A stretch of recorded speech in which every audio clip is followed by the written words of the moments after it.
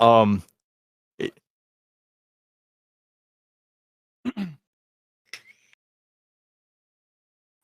remember when we did like a whole like 40-minute show and like no one could hear you? Yeah, and last week I was basically muted for 10 minutes, which is fun. So Have you seen the meme? Everyone always says "Okay, boomer," never "Are you okay, boomer?" Sad face.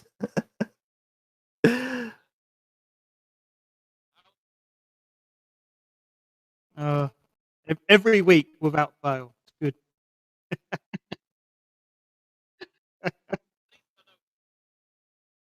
Yeah, at least we're not halfway through a show when no one's heard of it. No.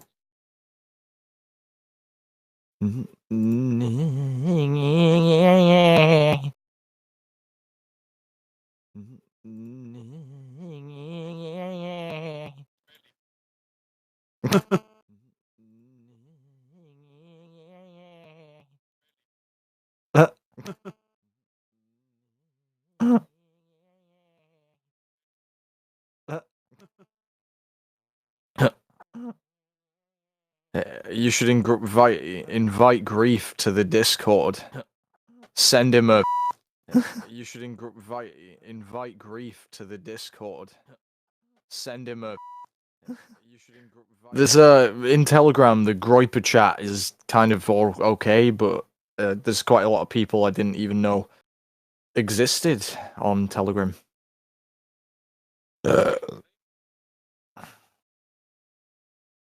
Can you all hear Hemmingford? I don't even have the link to the show.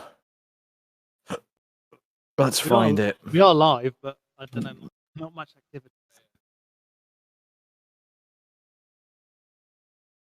Oh. It's always one of us, isn't it? It's not. I'm echoing like a champ.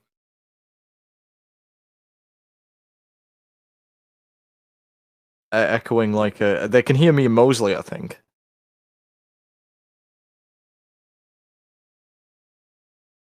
Okay, so no Hemmingford. They can just hear Geralt and Mosley. Echo's gone now. Right, is that working? Ah, got it now. Yeah. So the first like 2 minutes. Like. I have to fuck up the first 5 minutes of audio every show. Yeah. It seems to be law now. Tradition. Yeah. Like when we never used to know when we were live. Yeah, we live. So we just ask if we're live anyway, even if we know that we were. Yeah. But we just act like we're not live, and then. Yeah, just this bait gay shit. Yeah. This gay earth. Trump is my president. Trump is my president. Trump is my president. You're not actually your voice mod is not outputting. My voice isn't. No, you're not. Your effects aren't working. You need to change your settings in Discord. You need to route it through voice mod. Oh, I thought I was. No, you're outputting through your mic. So you can't sing Trump is my president. So you what? You can hear the beeps. The beeps work. This is tech support. But the effects don't. Yeah. Wonderful. You're echoing like a champ. Oh, maybe yours is working then. It's not working. It doesn't. I can't hear it.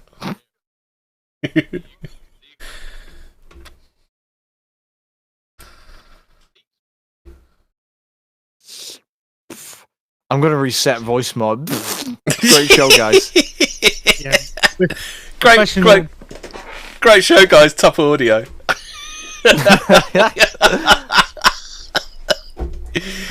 At least I only fucked it up for the first 2 minutes this time. And I was aware of the issue. You still there, Mosley? Don't leave me, Mosley. Don't leave me hanging. Yeah. I'm gonna go now. Yeah. Quit while you're on top. Yes, that's right, mate. This is. I'm just gonna leave you in the lurch, son. Oh dear, I'm sure Cappy will join us halfway through, won't he? Yeah, okay. Is he on as well? Is he good I luck? don't know. I've asked him. Okay. Where's Grief? Oh, he needs to. Do you want to start doing an article, Mosley? Yeah, I only just came across the story while I was waiting by the roadside. But yeah, I come across Lily Allen's basically insinuated, well, come out and said that we should stop playing Rule Britannia because it basically it's our celebrating our colonial past. Drink me, bitch! Yeah, I can hear you now. That's working. The auto-tune's really bad. Yeah. I I think you're coming in a bit hot. I think you're a bit too loud. I think that's why it's distorting.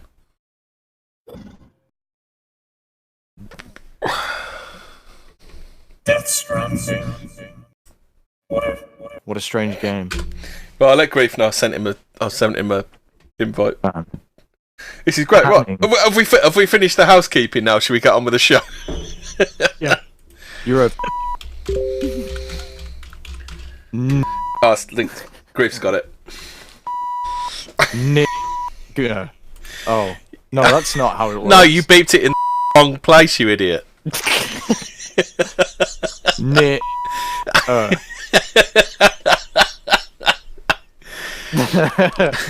You're supposed to bleep the naughty word out, not.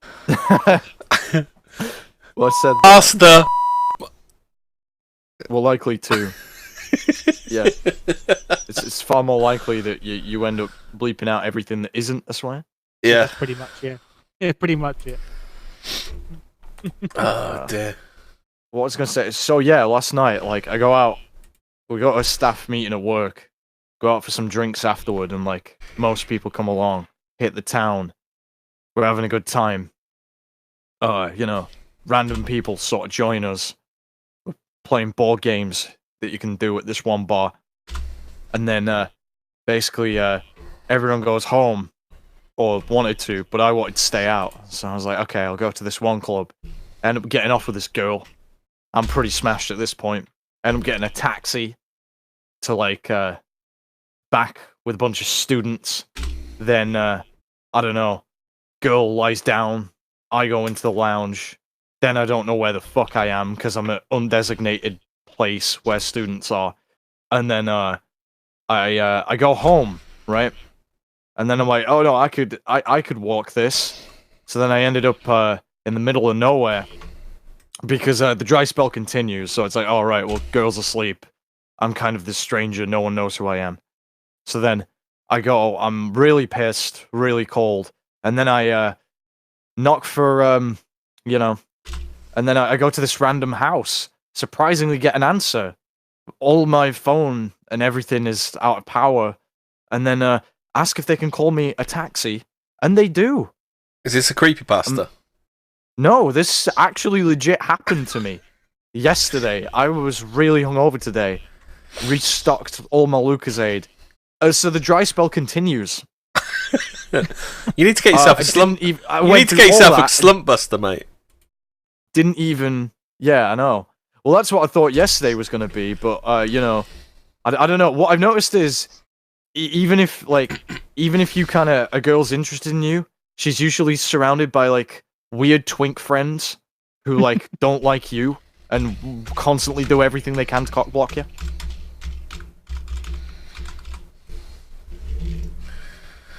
Okay. Not all of them have them, but a lot of them have them. She wasn't even that fit, I'm not gonna lie. So, went on a date as well. Like two. No, because she's Did you stick kinda your shy and nice. in a? No, I didn't. Her in the yeah. But you know, but now she stopped talking to me. So well, like our contact isn't as frequent. So I'm like, oh. Did you stick it instead of? And that's why she's not talking to you. No, I stuck my in a. I say it's a shame. It's a shame we didn't have this. We used to have Vinny's donations on JDLE. Oh wow, I know. That would have saved us so much fucking grief, wouldn't it?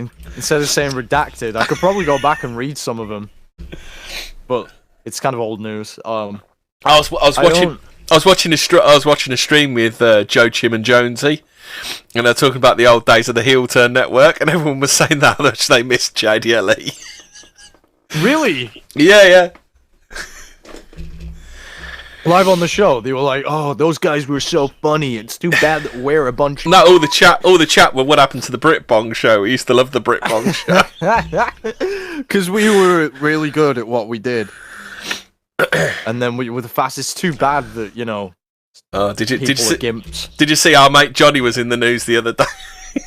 Freddie, our mate Freddie. Do you remember the April Our mate 1st Freddie episode? in the news the other day? Yeah. Do you remember Our Freddie? mate-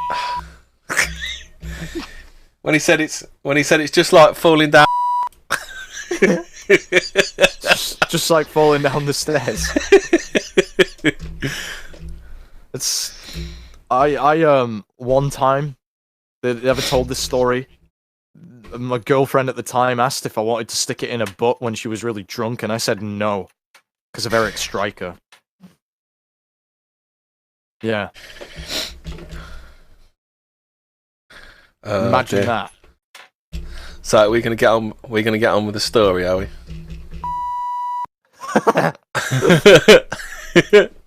That's a no then. Oh dear! I'll tell you that story about the chicken was funny last week. What happened with the chicken? Did you not? Have you not seen the story about the fat old bird that with the Deliveroo? No, don't put her up again, please. Please save me from that. What the? Oh, he's manhunt. Mosley's pin-up.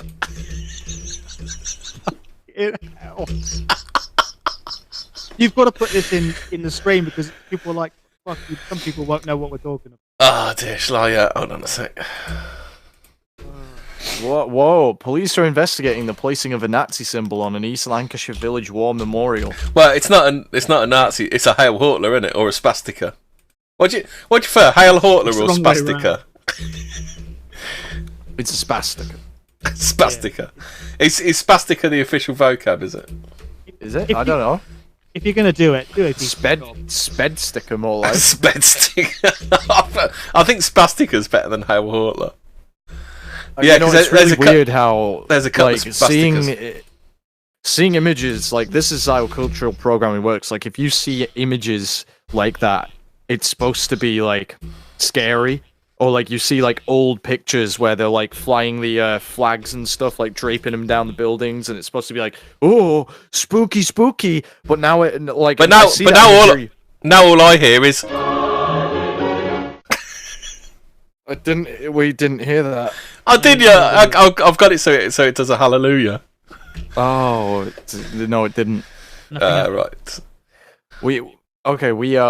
But no, like I see imagery like that of like the 1940s, and it fills me with pride and like hope now. And it used to fill me with, oh, this is bad, this is scary. It's really weird how your brain can get rewired, eh? Quite easily. It's strange phenomenon. So, Ant and Dec's DNA test merely tells us we're all inbred. Oh, there's another spastica story. Yeah, there was another one. Yeah. There's two spastica stories. Where's the other one? That's a proper Hail Hortler. The picture of the car. Can you see that one? Okay. James Bond's wife will refuse to take his name. Hold on a minute. We haven't finished with the fucking spasticas yet.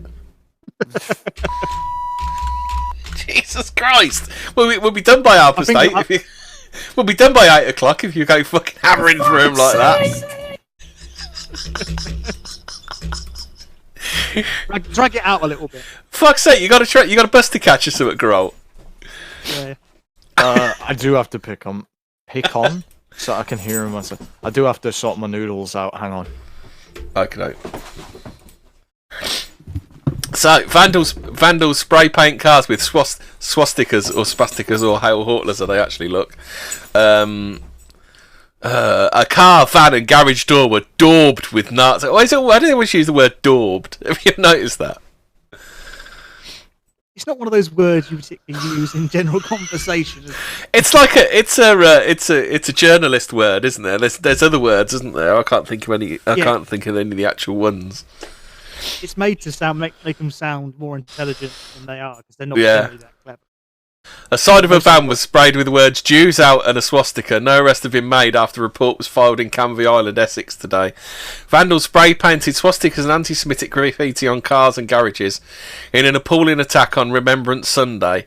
Car, van and garage door were found daubed with Nazi symbolism and the words "Jews out" in Canvey Island, Essex this morning. The anti-Semitic attack, which took place near the Castle Point golf course, has shocked residents in the area. Canvey is a town known for its proud Jew... Oh, here we go. Here we go. Canvey is a town known for its proud Jewish links, with a large Orthodox community making their home there in the past few years. Do I have to say every single time, or is it every single time? The thing is, if you're going to go and do that, just make a half-decent job of that. Come on. You know, if you're going to go out your way to get your old spray can out and, you know, shake it all about, you know, you've got to do an half-decent job. Not just make it look like it's done by a pissed-up 12-year-old, you know. Yeah, chat, just as I thought, chat can hear the hallelujah, but... we couldn't. Yeah, which is weird, because it should be going up, because it's part of voice mod, so it should actually be showing up. I'm going to have to move that woman's face off. Delete it. Oh, Grub, have a guess who lives in the area where the anti-Semitic attack has occurred.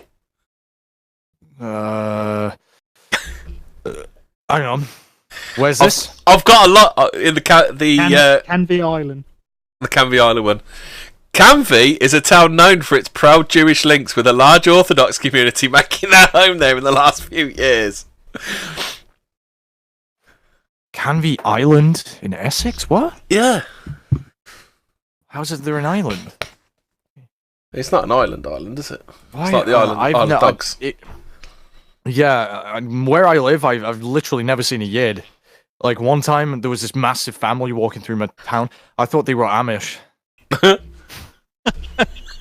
I was like, what, why? I'm like, why would you do that to yourself and your kids? Like full on, like, fucking, like, you know, like, all the headgear and the weird beard and dressing the, like, kids like fucking... Oh, dude, this is awesome, this article is. Essex police are investigating, but they've not yet made any arrests.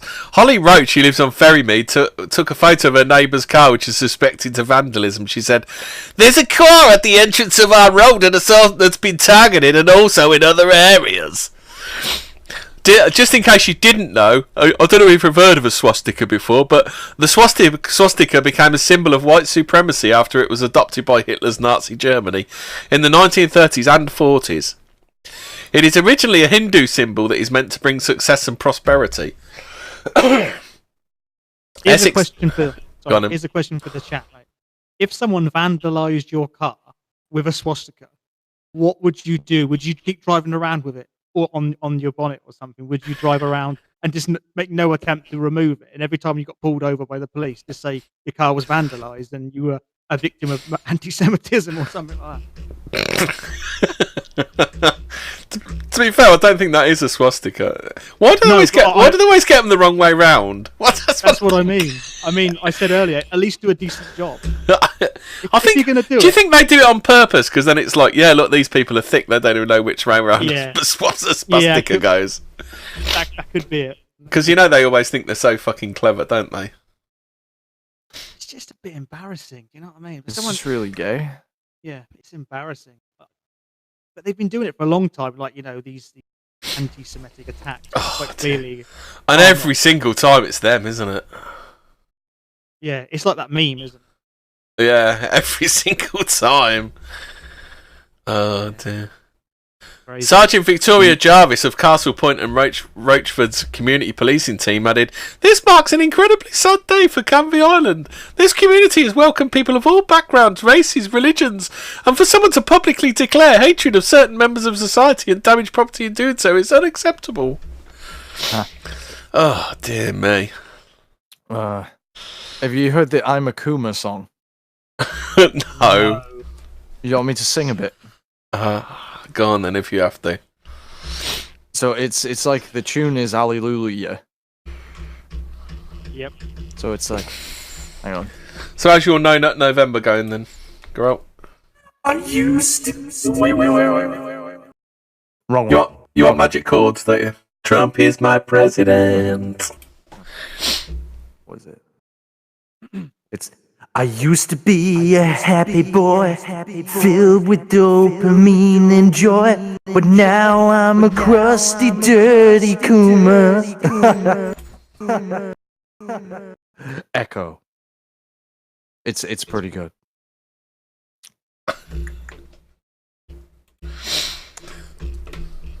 So I would carry on, but I don't really feel like it. You should have got to the chorus.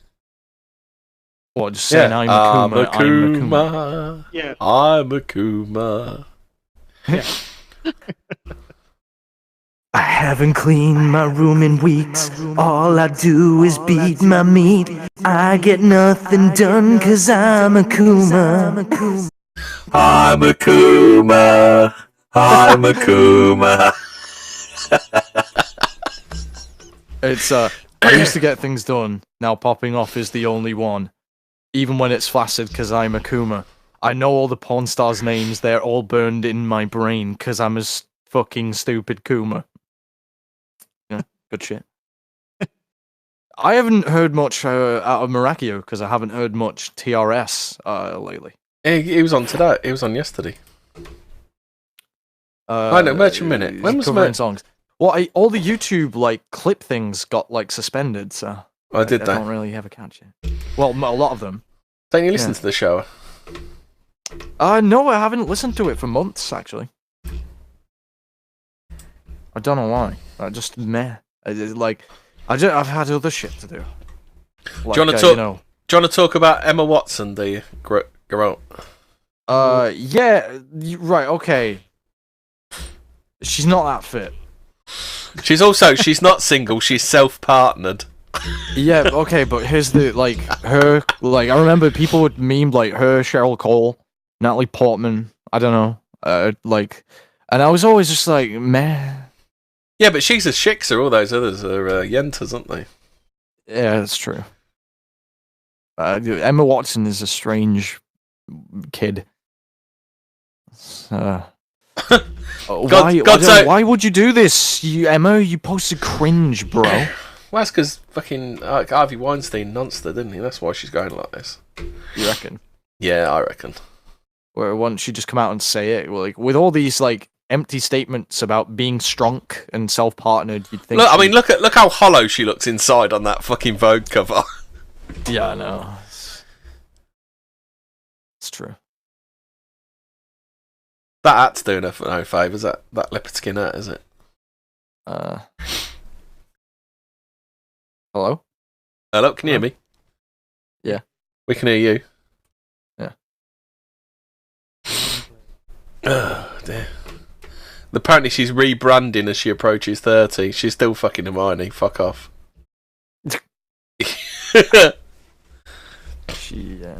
What's going on with Brexit this week, anyway?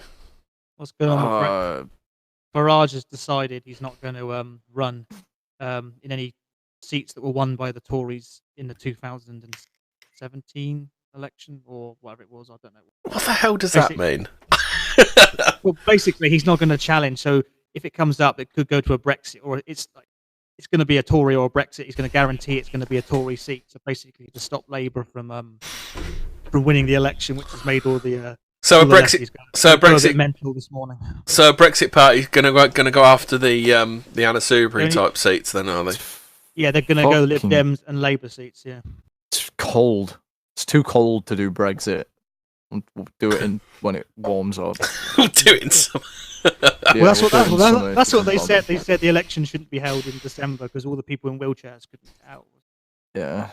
What are we going to do if it actually snows? So what do people in wheelchairs do in winter then? Do they hibernate or something? Yeah. All right, Robbie. They sort of you micro machines. All right, Robbie. Even though you test tube gub snail man, luckily for you, I know everything there is to know about getting pussy. Speaking of pussy, do you want to talk about the? Fuck, that story's gone. That's not the story I fucking put up. Some fucking daft bitch that taught that says says that men have periods too, or women have. Fuck. Oh, is that the roasty mum? You reckon she's a roasty then? Would you? Oh yeah, obviously I was. Millie Bashkara. I mean, maybe not with that surname on second thought. Why is that a surname? I don't know. I think she probably went. I think she did a bit of curry Oh drilling. wait, mental health and body acceptance. So that's an angled photo. She's fat. Fucking body Dunno, she accept. ain't got a big thick neck though, has she? I had to sit through a BBC fat program yesterday. I did. What was? Yeah, it was a program about fat people, and they all go into this one house and live together. And this one woman was on there, and she was absolutely fucking dreadful. Can you imagine the state of the toilets in there? I mean, she literally, mate. She used this thing saying, you know, they got this thing that race is a social construct and gender is a social construct. Well, she said health is a social construct, and she said she used the word fat phobia or something life like and that. death are that's a social construct, dude. Yeah, but they had this bloke who came in, right, who had type 2 diabetes, and he lost his leg, and she basically still wouldn't admit to everyone else in the house, you know, type 2 diabetes could really fuck your life up. Type 2 diabetes is a social construct, dude. Yeah, basically that's what she was saying. Like, yeah, pretty much. Cancer and AIDS also. Yeah. Having a heart attack is a social construct. Yeah. Yeah, like nothing's real. Yeah. Yeah. Just get your nut and blow your head off. And she looked exactly like you would imagine she'd look. It's funny. It's funny how all this stuff's a social construct. Yet 87 genders are perfect, are 100% real. yeah. That's a catch-22, isn't it? And the whole. I was actually arguing with people in Discord. Big mistake over text, where I was just like, "Listen, like the whole tranny shit. It's just autistic, schizophrenic people who have like autogynophilia, and like." They basically, I called it. I'm like, anything you call a phobia, like you suggest that it's a virtue to have a philia of the thing, or something. Or then they go, well, are you like disagreeing with the American Psychological Association? I'm like, oh right, because if they come out with something that isn't politically correct, then jobs aren't going to be lost, and like it's like all these companies and shit. And like, what do they call the shrinks or the spooks? Like when they come out with these studies and shit, like they do it all the time. That they're really misleading, and they're saying that like, oh no, well you actually can have like a brain. It's like men and women have different brains. I'm like, okay, but essentialism dictates if these two things are separate and different, then one thing cannot actually be the other thing. I know a study about spooks. 13, dude. Glow in the dark, luminescent African American. But the thing was with this show was they had this one guy on there, and he was like trying to change his life. He had like really bad, he was ill, and it was making him horrendously, like just all the bad conditions that come from type 2 diabetes. And she was basically giving him shit for going out running and exercising and eating healthy. It was fucking embarrassing, honestly. I mean, even people in the house who were fat were getting pissed off of her. I mean, she had pink hair, oversized glasses, and it was just problem glasses. Yeah, it was like every single thing you sort of like a little checkbox. Yeah, tick. Yeah, avoid problem glasses. What is it with frumpy cunts and problem glasses? Yeah, I know. What is it? If I see one in the shop, it's a phenotype. Do you remember? What's her name? What's her name? The problem. What? Go and yourself. You.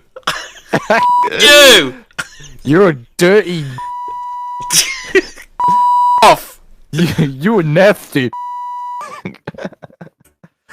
I'm now baked Alaska. Trump is my president. Nosh my.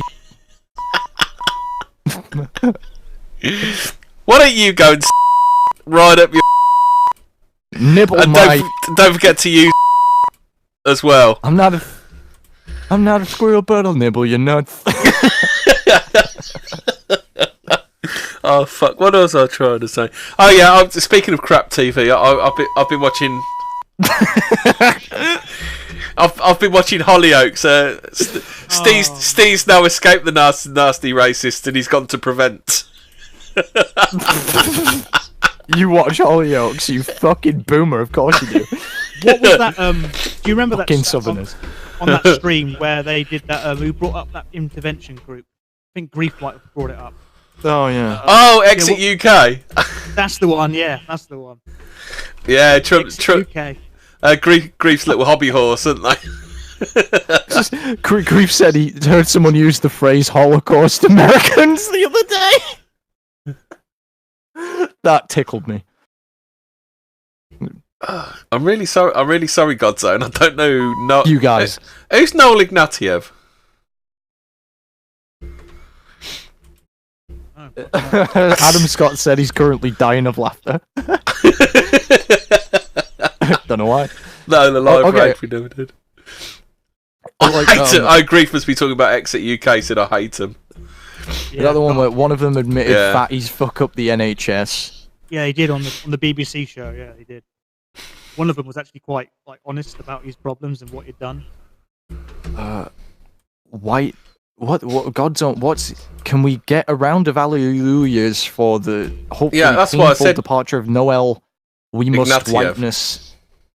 I don't know what you're referring to, God's on. Is he the guy that basically was white bashing his whole entire life, basically a communist?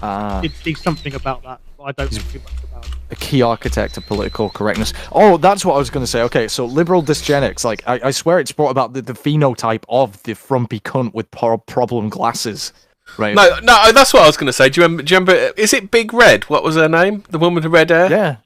Yeah. She was in that. She was in the See red people pill, like that all weren't the she? time. She was what? She was in on that in that documentary, The Red Pill. You seen that one about MRA? I haven't. It's not a bad documentary. It's not a great one. It's not a bad one. Was that on Netflix? Grief said reached out to him as an extremist, blocked him. Right, can we have one conversation at a time? I'm getting some noodles. Get your noodles. Yeah, just so you know, Noel Ignatieff, for those that don't know, I just Wikipedia'd him. You know, the online dictionary. Noel Ignatieff, December 27, 1940 to November 9th, 2019, was an American author and historian. He was best known for his work on race and social class, and for his call to abolish whiteness. What a lovely, lovely man. Ignatieff was the co-founder of the New Abolitionist Society and co-editor of the journal Race Traitor, which promoted the idea that treason to whiteness is loyalty to humanity. He also wrote a book on antebellum northern xenophobia against Irish immigrants, how the Irish became white. His publisher billed him as one of America's leading and most controversial historians. He died from an infection in 2019. I hope it was a fucking very, very painful one. Oh, early life. Let's look at the early life section. Ignatieff was raised in Philadelphia to a Jewish family. I'm stunned. I'm shocked. I'm absolutely fucking shocked by that. Yeah, that's just never happened. How often do you see that? Once in a blue moon. Is early life the most racist section of Wikipedia? Could you imagine though?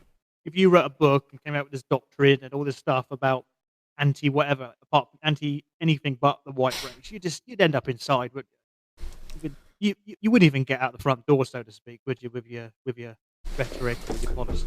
It's just the same old anti-white bullshit. And when you speak to these people, they can't see why people like us get absolutely fucking pissed off with it. You know what I mean? They look at it and say, well, what's your issue? Well, this is our issue. You've been hammering us for decades, and you expect us not to fight back. And when we do, you don't like it. Well, it's not even fighting back. It's like the mildest of rebukes, isn't it? It's treated as like another Holocaust, isn't it? Yeah, it's like people don't. I mean, look at what Nick Fuentes is doing. I mean, he's not really doing anything. It's just like some edgy, like college type humour, isn't it? Yet he's driving them absolutely fucking nuts, isn't he? It doesn't take much to rattle their cage, does it? No, not at all. They're all fucking barking mad, aren't they? Hey, little boy, what you talking about? Talking about people. Noel Ignatieff. It's kind of muffled with my balls in your mouth. Big brown buffalo, of course. What a miss. Press P to piss on Ignatiev's grave. Nice one, OG. Press P. Piss and spit. Oh dear. So where were we? Oh yeah. So Millie Bascara. That's a strange name. Her mum has opened up as to why she taught her 4-year-old son about periods, telling him some men have them too. Millie Bashkara, who's well known for her social media posts about mental health and body acceptance, has shared a post on Instagram about men's periods, which has now gone viral. Again, male and female is a social construct, but men's periods are absolutely real. Yeah. Post shows a picture of her son Eli holding a pinboard with a message which reads, "Some men have periods too. If I can get it, so can you." Oh God! No. Child abuse. Yeah, but they go through mental gymnastics to make their point, don't they? They just Jesus Christ! She needs to be very hard with an extremely poor. Okay, I'll volunteer. I'll do it. He's going in. Oh dear. Should I do it? Should I hit her out on my Facebook? Be like, hey, Yeah. hey, baby. Oh, there's a link I'm to that her. gorilla. Should I go up and say, I'm that gorilla dick nigga. I make diet. Where's the beat? What's the full quote? Oh, I'm that gorilla. Oh yes, I can see why her surname's Bascara now. I make diet wet. Oh my God! I'm just sorry, chat. I'm just showing you her Instagram. Oh Jesus, she looks better with her clothes on, mate. I think she's got some. Oh, blimey! Is she fat? You have a look at it. If you look at the article, it says Millie's public Instagram account, and that's a link to her Instagram. Where is it? Oh, hold on. Should we do a raid, chat? Oh, there we go. I got it. You got it. Is she called? Oh, no, guys, in geez, general. Oh no. Yeah, she's alternate. Kind of actually without makeup would probably look like kind of like a man. Is she called Bascara because she's got an Indian mum or some shit, or because she married a non-white? She married a non-white. Oh, I didn't actually show chat her Instagram. So chat quite lucky about that one. Do you think I should show him the full horror of her Instagram? Yeah, so she's married to a non-white. She shows picture of a bum and it's covered in spots. And she's bald or some shit. And also I don't know if that's her, but I think it is. Does she wear wigs? So yeah, her body is actually bleh, it's nasty. And then also she's got her little Has he had a fucking C-section or something? What's that scar on her husband's stomach? And then got a picture of her son is pushing his head into his dad's tiny willy. This is really strange.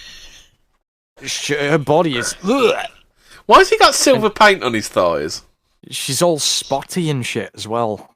Oh, that's weird. She needs to improve her diet, don't she? Yeah, she needs to exfoliate. That's horrendous. She's pansexual and proud. Oh, she's cucking him then, isn't she? Yeah, of course she is. But Jesus, also, men are very easily fooled by makeup. He's seriously ashy, isn't he? And his thighs. Oh God. She's. I regret my life now. I was trying to eat noodles. Yeah. That was a poor life choice. Yeah. See, this is how good women look with their clothes on. Notice how she's with this bug-eyed doofy fucking Pajit, right? And the reason is because she's into all that shit. She will wear the pants and cook that guy. And also she's with that guy because she's like, oh, no, it doesn't have any options. Well, it looks to me like at one stage she's like that one where she's doing the exercises. She looks like she was kind of all right. So I think she's just got married and let herself go. I don't know, man. She likes her kid laying on her naked body, don't she? There's something fucking weird going on there, isn't there? Yeah, that's why. See, these liberals who are really open with sex, you can guarantee really weird child abuse, kind of inappropriate shit. with kids is gonna be a thing. You think that like a lot of these men in these relationships are cucks? Because I'm not being funny. They just seem to roll over, whereas the man was a dominant. Yeah, if I was a man, I'd be like, right, I'd be like, Jimmy's getting too old to be like fucking, hiding in your fat rolls all the time, hon. You're not doing that. No, that's right. You're not taking pictures of yourself with him, fucking. Ugh. Also, like, I don't think they actually care about the kids. It's a weird extension of their own narcissism. Yes, yeah, exactly. Also, I think the kids are like they're more of an experiment, aren't they? Than a yeah, they're an experiment and part of narcissistic supply because you don't post publicly with that weird shit. It's really fucking weird. But also, like, the kid, it's like your kid looks nothing like you anyway. Yeah. So the powerful I didn't see that one on her Instagram with a kid. Did you see the one with the kid holding the sign?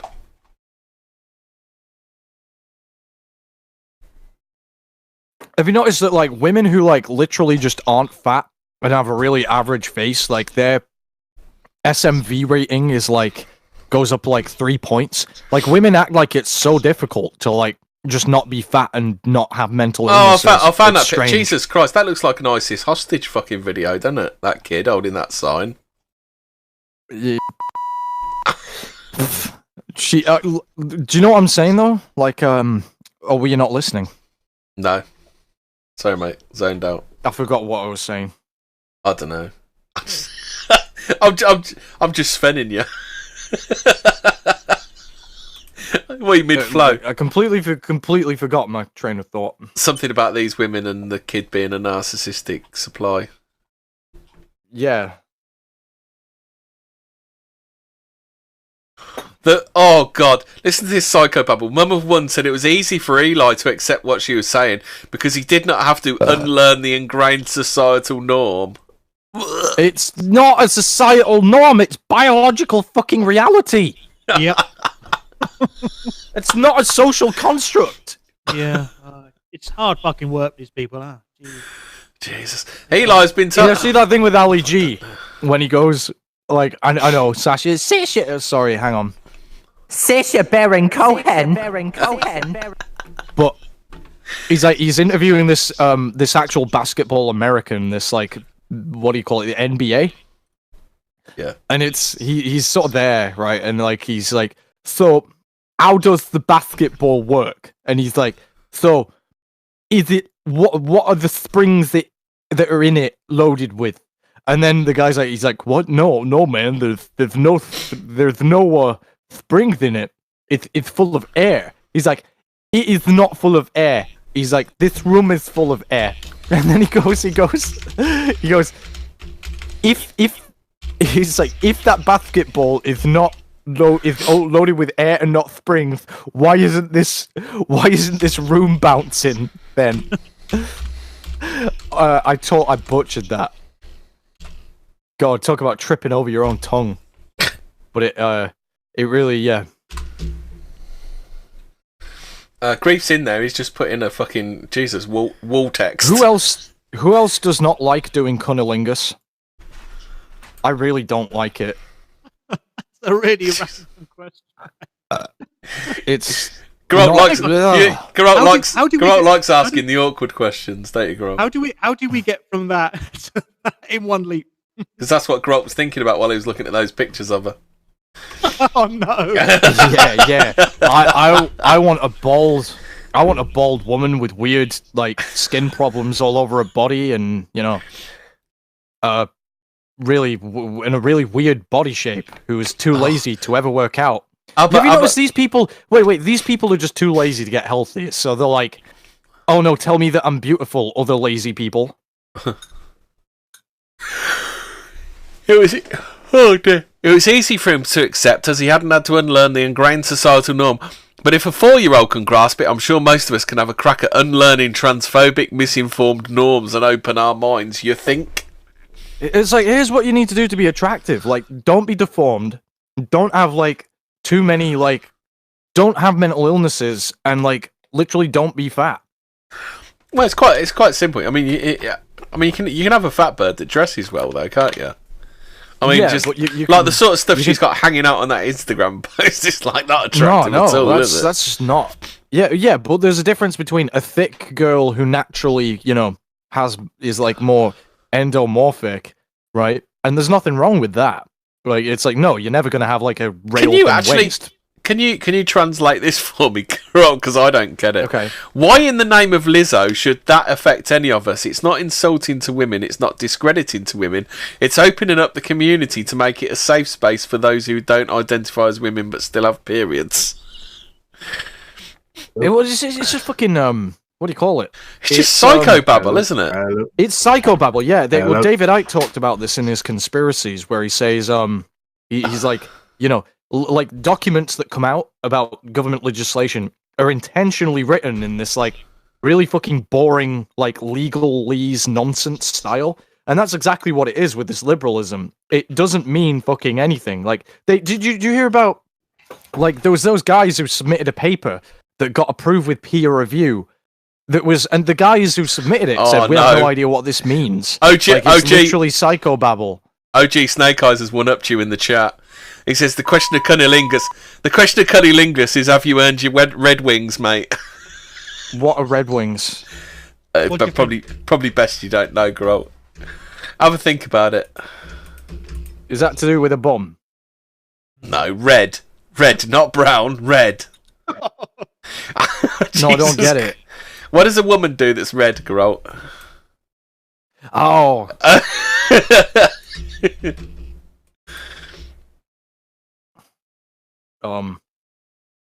The wings are the cheeks, yeah? Your cheeks. yeah. Godzone, right. Hemi Godzone says, "Why is the stream in maximum 240p? You can't see what's on the." I can't. Yeah, it's because my internet's shit, mate. I might have is a that go. what it- I might have a go at upping it next time. Dean just Dean Gillo. got his thick. Hey, no, I am really smart. Hey, okay? Warra's in, girl. Hello, Warra. Hey, Warra.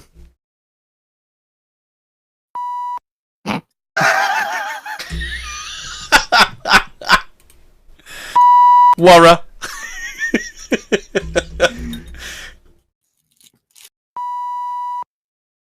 You still heard it.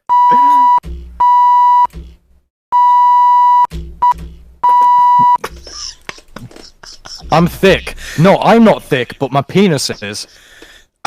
And I like thick ladies. They like my thick penis. It's good. Got a chode. Me? No, I don't have a chode because it's actually like it's kind of like probably slightly above microscopic. What the hell But is it's that wall text extremely you've wide. put in?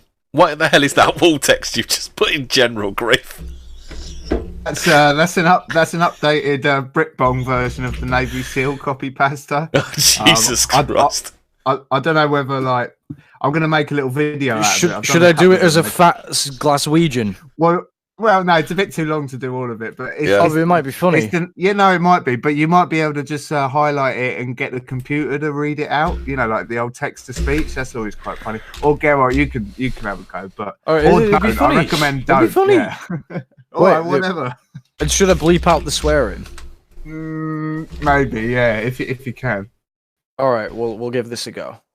All right. I mean, Doing the police thing. This one. okay. Oh, that's a little bit inaudible though. I could just make that. That's a I don't know good if one. I have the energy though. Okay. So it's what the bleeding hell did you just shout about us, you little tart? But don't do it in Millennial Woe's dad's voice. Do it in a Do it in Millennial more Woe's like- voice. What the? Yeah, all right, yeah. All right. What No, the do bleeding hell did- it in Arthur Albion's voice. What the bleeding hell did you just chat about us, you little tart? How have you banged to rights, mate? I've got an MVQ in bricklaying and my City and Guild level 3 forklift license. I honestly think Millennial Woes would be funnier. Go on then. What the bleeding hell did you just chat about us, you little tart? I'll have you banged to rights, mate. I've got an NVQ in bricklaying and my City and Guild's level 3 forklift license. and I've been involved in numerous secret raids on Millwall turf with my CSCS card.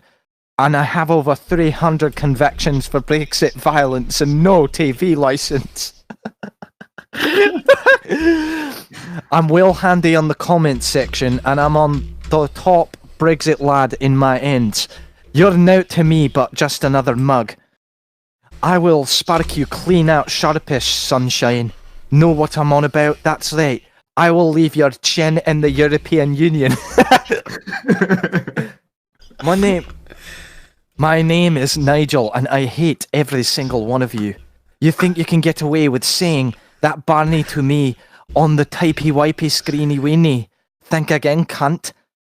As we have a natter down the blower, I'm building up my secret network of former EDL members across South London. Hold on, Godzone said, is this Grief's barely disguised bio? And your this boozer, is my heavily edited Navy SEAL copycaster, yeah. And your boozer is being drinking right now, so you better prepare for a hard Brexit. You bellend. The Brexit that wipes out the pathetic little thing you call the EU. You're a fucking croissant to me.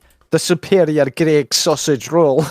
7.5 inches of pure Brexit. I can be unemployed anywhere, anytime. Trade stale in the city, you mug, at any time. And I've watched over 700 episodes of Danny Dyer, The Real Football Factories. And that's just on the telly.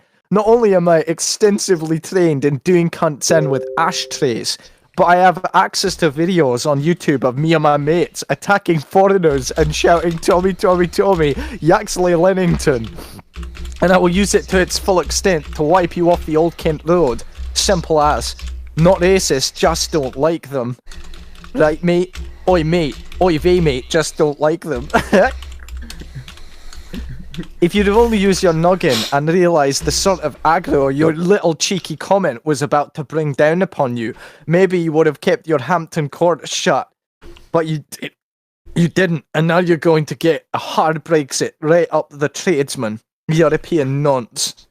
I will vomit Stella Artois all over your manor, and you will drown in it. I will come to your European nation and shout, come on, my son, and England, England, England, and love and Gubu, love Umbabe. What the? Umbabwe? And there is absolutely nothing you can do about it. Call the United Nations, I don't give a fuck. Just get Breggy done. I think to myself as I relive the same day every day forever. Just part and parcel, oi mate. Ain't it, bruv? Oh god. Oi vey. Okay, yeah. Thanks for that, Geralt. That was pretty good, actually. That's you should send that to that Luke guy. Kid. Luke Reed. Yeah. I thought I might try and send it to the. Don't they do that poetry prize every year? Might try and submit it. You need to do it in like a Moon Man voice, don't you? Yeah. Well, have you seen those 2 videos I've got on my channel? I've got I think you've already done a couple, haven't you? And like just adjusted them here and there, like a little bit. You know, most of the credit. Yeah, did you see them? Because those 2 were pretty good. I haven't uploaded this one yet because I'm still like, oh, it's all right. It could be better, you know. But I've got 2 more. But yeah, those 2 on the channel, I think they're hilarious. They're pretty fun.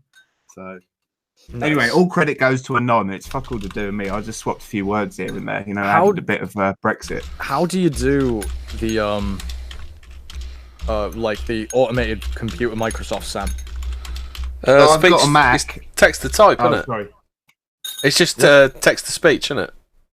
You should be able to get it on any. How'd you record it? I could record it with like OBS, but it'd be cool on if Mac. programs It's as simple as if you just type the thing out or copy and paste the thing into the thing, highlight it, right click, it says speech, click speech, and it will speak it. And at the bottom of that, it says, "Do you want to add this to iTunes?" You know, so it's super simple. My end, yeah. I think you can set up a microphone with it. What's chat saying? Tommy Yaxley Lennon-y wits. He hasn't really done much since he came out, has he? He hasn't, no. Be interesting to see what he does do next when he. That's probably because he was livid at what the done to his channel. Oh, was there a response to that then? Because I must have missed that. What happened, Hemi? No, I'm assuming he must have railed at him and they fucking sat him down and shut him up, haven't they? Yeah, but there was no. That's what I'm saying. There was no sort of public thing, was there? Like, no, I'm out of jail now, and I'm not happy about what's happened while I was in there on my YouTube, like internet presence. Yeah, I think he must have taken it straight to them, so they've fucking cut his support, haven't they? They've said, "Shut the fuck up, or you get no more legal fees," haven't they? It's either fat Glaswegian or skinny junkie Glaswegian. So I'm just getting in chat. Dean Jello said, "Geralt, say I'm sorry. I've not posted a video in ages. Is the quality okay? Is the quality okay? I've been awfully worried lately." That's a pretty bang on sentence there, isn't it? Yeah. I did like his video where he's talking about his newest video. Talking about with that really nice sort of pink animation in the background. I thought that was fairly sincere, and I look forward to what he does next. Yeah. Well, I kind of understand why these people because I mean it could literally go at any minute. You know, it's like YouTube is a really unstable platform for politics anyway. Like it's like even worse than it was I don't know, a few years back, maybe like 2015, 16 time. Yeah, definitely. I can't believe it's nearly the end of this decade. It was like only the middle of it, a little bit. But the decades don't end now, Geralt. It's current year plus 1 plus 2. Current year plus 1. Yeah, that's very true. But what year is current year? Is current year 2016? Yeah, I believe so. 2016. Yeah. So what is it now? It's current year plus 3. 4. Yeah. Yeah. 2019. I like that a lot. 3. Yeah. 4. Yeah. But it would be better to start measuring time by X amount of years since Jeffrey Epstein didn't kill himself. So like the year 2050, it's like 52 years since Jeffrey Epstein didn't kill himself. You know, Time must be a social construct. Have you seen those videos on YouTube about the Israeli dance parties? Yeah, of course. Remember everybody Google dancing Israelis. No, it's been bloody good, the sneaky fucks actually started putting in the search result of dancing Israelis. They actually started a Zumba class for Israelis to throw people off. Yeah, I bet sneaky Google, sloppy Masadi Google. Oh look, we've got another guest in. Are you contributing that, Sock, or are you just listening? Hey, I just like the way you British fellers talk all the time. It makes me feel real mellow smooth, you know?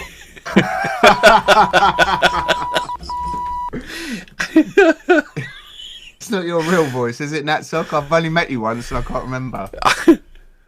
No, y'all just keep talking about your there, London bridges, and now it's falling down and shit. All right, okay. We talked a bit about that. Current year 2012 is just 20. But okay, so the 2010. So wait. Just let me finish this thought. So the 70s, the 80s, and the 90s, you could really define because I guess the technology, the look of things, the fashion was so incredibly different. But I really don't think 2020 is going to be too different from the 2010s because it is just current year plus. Yeah, exactly. Even in the early 2000s, you can tell how, style and fashion, it was slightly different and stuff, but then current year just... By the way, what is it with the man bun shit? It's so gay. Why are people doing that? What started that? The man bun.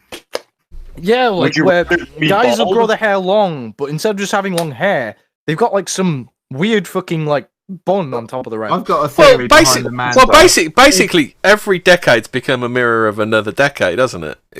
Basically we're kind of randomly picking decades since 60s to probably 90s, and then we're just replaying them all. Oh, that's my theory anyway. Man bun, and that's because there were a lot of people who wore their hair long, they were sort of skater boys and things like that, and all the skaters sort of naturally evolved into hipsters in a way, and they didn't. Yeah, well, listen, I'm not your diehard skater. I'm just talking about the people. Listen, it's a bit of a loose theory, all right? You can't press me on it at this early stage, all right? It's still in the lab, yeah? Grief's about 3 stellas in. You can't press him on theories he comes up with when he's 3 stellas in. I was just trying to say, I think there was a point in time where lads who used to like have long hair didn't really want to get it cut off. And then they saw on all these shampoo ads, if you just tie it up in a bun, you'll get a hot girlfriend. And I think that was largely the case for a couple of years, you know? Like why? Okay, I've been meaning to ask girls this. fell for the man Grief. bun, you know? Why do Okay, so like literally, why are these women so lazy? Like doing acceptance shit when it's like literally you like your SMV will like inflate by like 3 to 4 points if you're literally just not fat. What's an SM? Oh, sexual market value. I see. Yeah. Like your out of 10 rating. Like if you're a woman, it's like just literally try not to be mentally ill and don't be fat. I guess Can't manage that. Yeah. Like Well, you've got very high standards, Geralt. 94% of the women I see do not meet that criteria. Yeah. Well, you're still in that nice little phase where you can sort of think about those sort of things. I'll be lucky if a literal whale comes my way at this point. Do you see what I mean? So, yeah, and I'll probably try and harpoon her at this point. You know what I mean? Yeah. So where are you drawing the line, Grief? I heard you talking about single mothers. Is brown kids where you draw the line? Is that where is that your line? Yeah, no, I'm not bringing up brown children that aren't mine. No. But no, I'm just thinking about my area, and no, a lot of people seem to have my back. There's some of our American listeners who are saying, yeah, that might just actually have to be the thing, because like, yeah, you're getting of that kind of age type thing. Imagine your kids unironically not looking nothing like you, like not even being your rate. Like imagine. Point is, yeah, no, I understand that. The point is that look, women can't breed past a certain age, all right? And when men start I mean, I'm only like 31, you know, but do you get what I'm saying? Time is flying, you know, things don't seem to be sort of improving on my end, partly due to Stella, I will admit. But do you see what I mean? So it's like, so yeah, you do hear stories of like, is it Ronnie Wood? He managed to bang out a couple of twins at 71, but he's a millionaire. I'm not a millionaire, and things are getting worse. So my chances of being that bloke who snags a young bird who's still in sort of fertile range. I'm just saying this knock-on effect of women not being able to breed and feminism having them by the throat, it plays a part on the men too, doesn't it? Because unless you've got a pair of Gucci trainers and your teeth still intact, you know, which is unlikely for a Brit bong, yeah, you're not snagging a fertile woman, are you? You know? You notice how I know because I got a theory that, you know, liberal dysgenics means that masculinity is out, right? So like like women also like they're not too interested in dating. They just sort of see it as like a side hobby, right? They're always doing stuff together. They're always traveling like together. Like yeah, they don't seem to see dating as a means to an end, do they? It's just a thing. No. It's like an abstract thing they do, isn't it? Yeah. NPC women, and then you've got liberal dysgenics going on. Have you noticed it? Like, even though like the soy boys, in like Silicon Valley, right? Even though their girlfriends will be like cheat on them, and they'll be like domineering cunts, and they'll probably be like fat, but at least they're in a long-term relationship. And like, if you notice, it's not the soy boys and the oofy doofy speds complaining about women. It's normal men with kind of normal instincts. Yeah. Yeah, go on, Mosley. How you doing, mate? All right? Yeah, you're right. Yeah. So, are you proactive with your search for the perfect woman? What's the opposite of proactive? What's the polar opposite of that? Inactive. Yeah, inactive. Yeah. But there's got to be worse than inactive, because there's something worse than that, isn't there? I don't know. Apathetic. Nikola Nevinov. Have you seen? There's a new Kuma meme, Geralt. It's the 37-year-old crooner. Have you seen that one? Let's see. Let's see if I can find it. I can't find it. I can't remember if I saved it to my phone. Keep talking. I'll find it. Hang on, Geralt. Hang on, because it sounded like Mosley had a little follow-up to that type thing. Heard the same. Yeah, it's not the fucking Geralt show. Shut up. I'm reading the chat. I'm just listening. It's entertaining enough. I heard the same with women. From Mosley for a minute. Yeah, so what it was, mate. It was almost like because we have Geralt and he's very active on these Tinder apps and stuff. And you're not anymore. Okay. No, I am but now. Geralt there you is go. trained in the. He's going in the into art. general. He's very handsome and he's quite a young man, you know. I'm hibernating. No, like, listen, frumpy cunts treat you worse the better looking you are. And when you're surrounded by mostly frumpy cunts, it's not nice. Listen. Geralt, my this is only what you ever should rebuttal become. to Geralt and what I urged him to. The only thing advice I've ever had for Geralt is read the poem, and I can't remember what it's called. Maybe God's Own be able to find it because I tried looking for it. Bloody couldn't. I will try again. But Charles Bukowski. Some of you boys must know Charles Bukowski, the poet, short stories. You must know him, Hemi, don't you? Ham on the Rye, Women, and all. No, poems. I'm 16 years old. No, I don't know who He's that got is. one called "The Man Who Fucked Himself to Death." All right, and I just hope you don't walk that path, Geralt. That's all. Yeah. Okay, 37-year-old crooner, slick hairstyle on a slick guy, knows hundreds of classic love songs by heart, has no problem attracting cultured women who appreciate such entertainment, actually feels comfortable wearing evening attire, has moved on from Monster Zero, drinks expensive whiskey, only pretends to be melancholic and lonely when he's on stage, channels his nofap energy and dislike of modernity into putting on a good show. Is this the perfect gentleman meme? This is ridiculous. This implies you have to be able to sing at the same time. Which I am a It's the 37-year-old crooner. A crooner, isn't it? Yeah, like implying Crooner. like Frank Sinatra. Yeah, that's crooning, isn't it? Yes. Is that the guy who Yeah. sings "I'm a Kuma"? No, definitely not. Have you guys heard that meme of where it's like it's I don't know where the clip's from, but it's that it's but it goes, oh, I'm gonna coom, and then he goes, oh, I'm cooming, I've got that on my in my liked videos. I don't know if you want to play it, but I've got that right play it. here. It's if so you wanna funny. play it. Yeah, I'll put it in the thingy. Yeah, here it is. Fuck. And it's not too brutal. I think the chat will play like it, as Hemingford. Play it for the audience if you Was can. it you two? Oh, hold on a sec. Yeah. I'll just set up a watch together. Okay. So we can all hear But it this then. is the meme that has the potential to end the porn industry, or at least put. Well, actually, what am I talking about? Nothing can end the porn industry. You know, it's just a planet. It's Planet Coom, isn't it? Really? Yeah. Yeah. I just like I still don't understand. I would actually like to talk to some porn stars because, like, Yeah, I'll bet you would. no, the reason is because I don't understand how people even get involved in that shit. You know, like, how do you even like what There's some multiple routes into that, yeah. some like 5 foot tall troll looking goblin comes up to you like, hey baby, want to earn some cash in the middle of the street? Like, how does this Well, work? The really dark part about that is, and I don't know, I'm speculating here, but I think this probably makes sense, is that back in the day, I think there was a bit of a kind of meme before memes were memes that, like, yeah, a lot of these girls did come from kind of broken backgrounds, or you go from prostitution to sort of, do you see what I mean?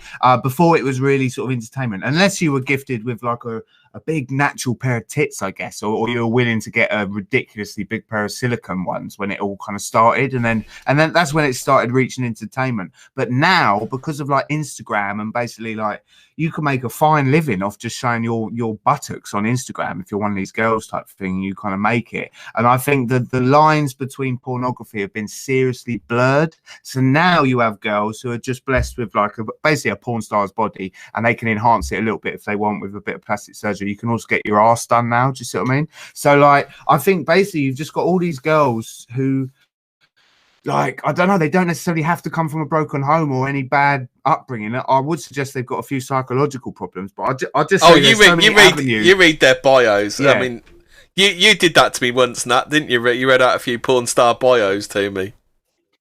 Oh, really? Well, that's probably a place to get digging. Yeah. Monster girls aren't porn stars, they're cartoons.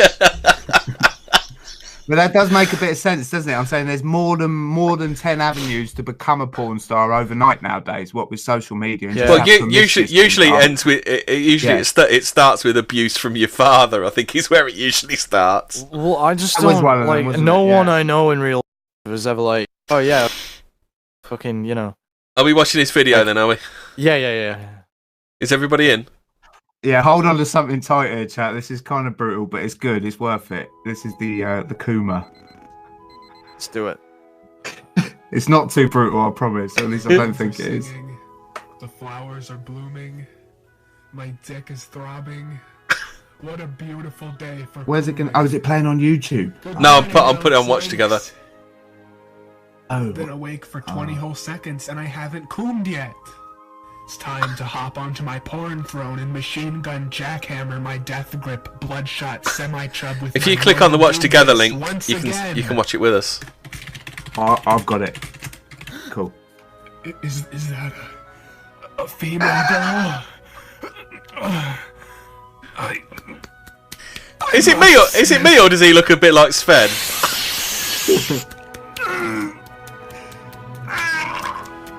Oh God!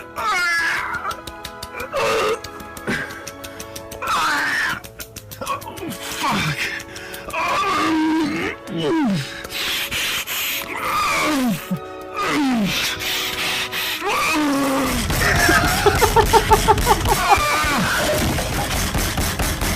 I'm cooming. I'm cooming. The fuck am I watching? I'm cooming. I'm cooming. Oh fuck! Oh, cooming.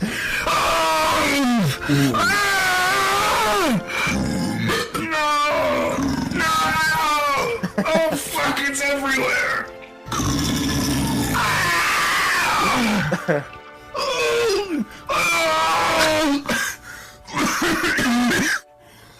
Oh fuck!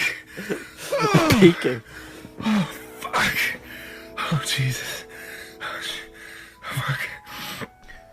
Is this live from your bedroom, Grub? Oh fuck! Yeah.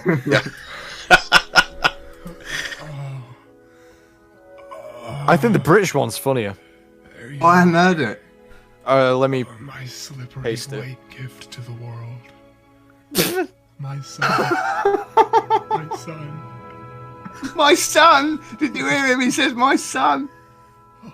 I saw this. This is the only one I could find. Oh my God. All right, I'll play this one. Go on then. Hemi. Oh God. It's Are we playing going to do a now. whole... I'm gonna coom. Oh God, I'm cooming. What the fuck? The fuck is he Thank doing? God it was short. What the fuck is he doing to his cock to make a noise like that? I know. Like, I want to know where the audio is from. Yeah. Anybody that is thinking of Cumin, just look at some of Millie Bascara's photos. Yeah. I'd stop you straight away. If I was in the audio world and I wanted to sort of like recreate those sound effects, I'd go to the co-op, I'd get a little kilogram of gammon, take it out of the plastic, and I'd just sort of slap it a little bit as I recorded the video. That's probably what he Oh did. God, I'm cooming. Yeah. Like, well, I'm just saying, you just got to slap something. Yeah. I was just thinking if I was in the movie industry, how would you get those sound effects? You can watch actually cooming? You can watch videos on the that only had audio because I didn't do the window capture. But what was I going to say? Yeah, you can watch loads of videos on Foley artists, can't you, and how they do it. Are we gonna? Do we want to do a story from Hope Not Hate about go on. About exposed Brexit Party candidates' Nazi-inspired band? Cool. Yeah, go for it. Oh, it really annoys me because they always never actually is. You know, it's like the reaction that people have is that's dreadful. That's meant to be what the normal reaction is, and we're always just disappointed because it's not. Well, do you remember when we read out Asmodee's on the SPLC site, girl? It was like the best. It was like the best puff piece you could ever hope for. Yeah, pretty funny. He was funny. Hold on, let me get the thing ready. Hope Not Hate. I can reveal that Graham Cushway, Brexit Party candidate for Brighton, Kemptown and co-founded a vampire and Luftwaffe themed metal band. Has performed wearing the SS insignia. I mean, are they trying to make him look cool or not cool? You looking at this? Anyone else looking at this story with me? No. Is it in general? Yeah, potential stories. It's up. It's about halfway up. Oh yeah, sorry, I'm just getting used to Discord again. Yeah. Okay. Yeah. I mean, some of those pictures are well cool. like with him fucking riffing on his guitar, all fucking blood all over his face and vampire fangs. I mean, what are we supposed to? What, are we supposed to be like? This is supposed to be like die of a heart attack or something because this man is slightly edgy. Former UKIP candidate and ex-soldier Cushway, who goes by the alias Graham Lord Pyre, is the bassist in the band Stuka Squadron, which performs from the perspective of a troop of vampiric Nazis. Stuka refers to the Junkers Ju 87 dive bomber planes used in World War II. The band has performed in Gestapo-style outfits, and Cushway has been photographed wearing the SS Totenkopf insignia on his tie. Oh my god! Right there. Yeah, I mean, are they trying to drum up votes for him or put people off him? Because these things, they always end up as like puff pieces, don't they? I'm a little bit behind with this, Hemi. Hang on, I've just found the link. Oh, have you? Is it about like, the band that does Ned Flanders? Pardon? And what? Like they dress up like Ned Flanders from The Simpsons, and I don't get it. And they're a metal band. Like I'm serious. They encourage their listeners to dress up like Ned Flanders. No, they dress up like. All right, should we play a video? You're talking about Normcore, the fashion. No, thing Oakley called Normcore. Oakley Dokley. I'll play it. Okay, I'm playing it in the watch together. Let's watch some Oakley Dokley. Go on then. Okay.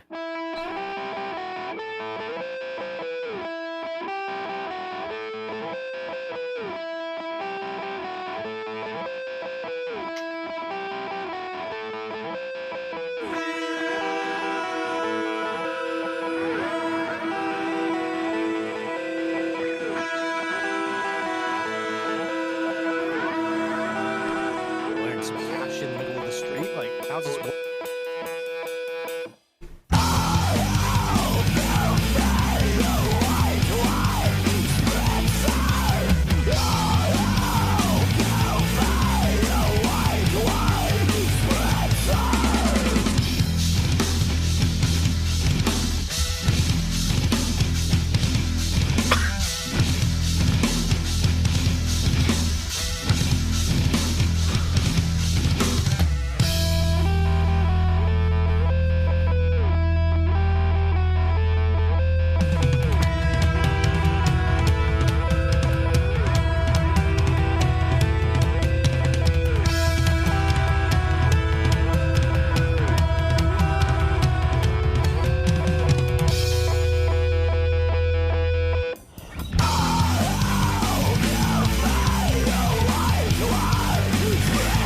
Well, let's stop that before we get a copyright strike. I don't get it. No, I don't get like it either. Speaking of songs, have you heard Extinction Rebellion are doing a Christmas single?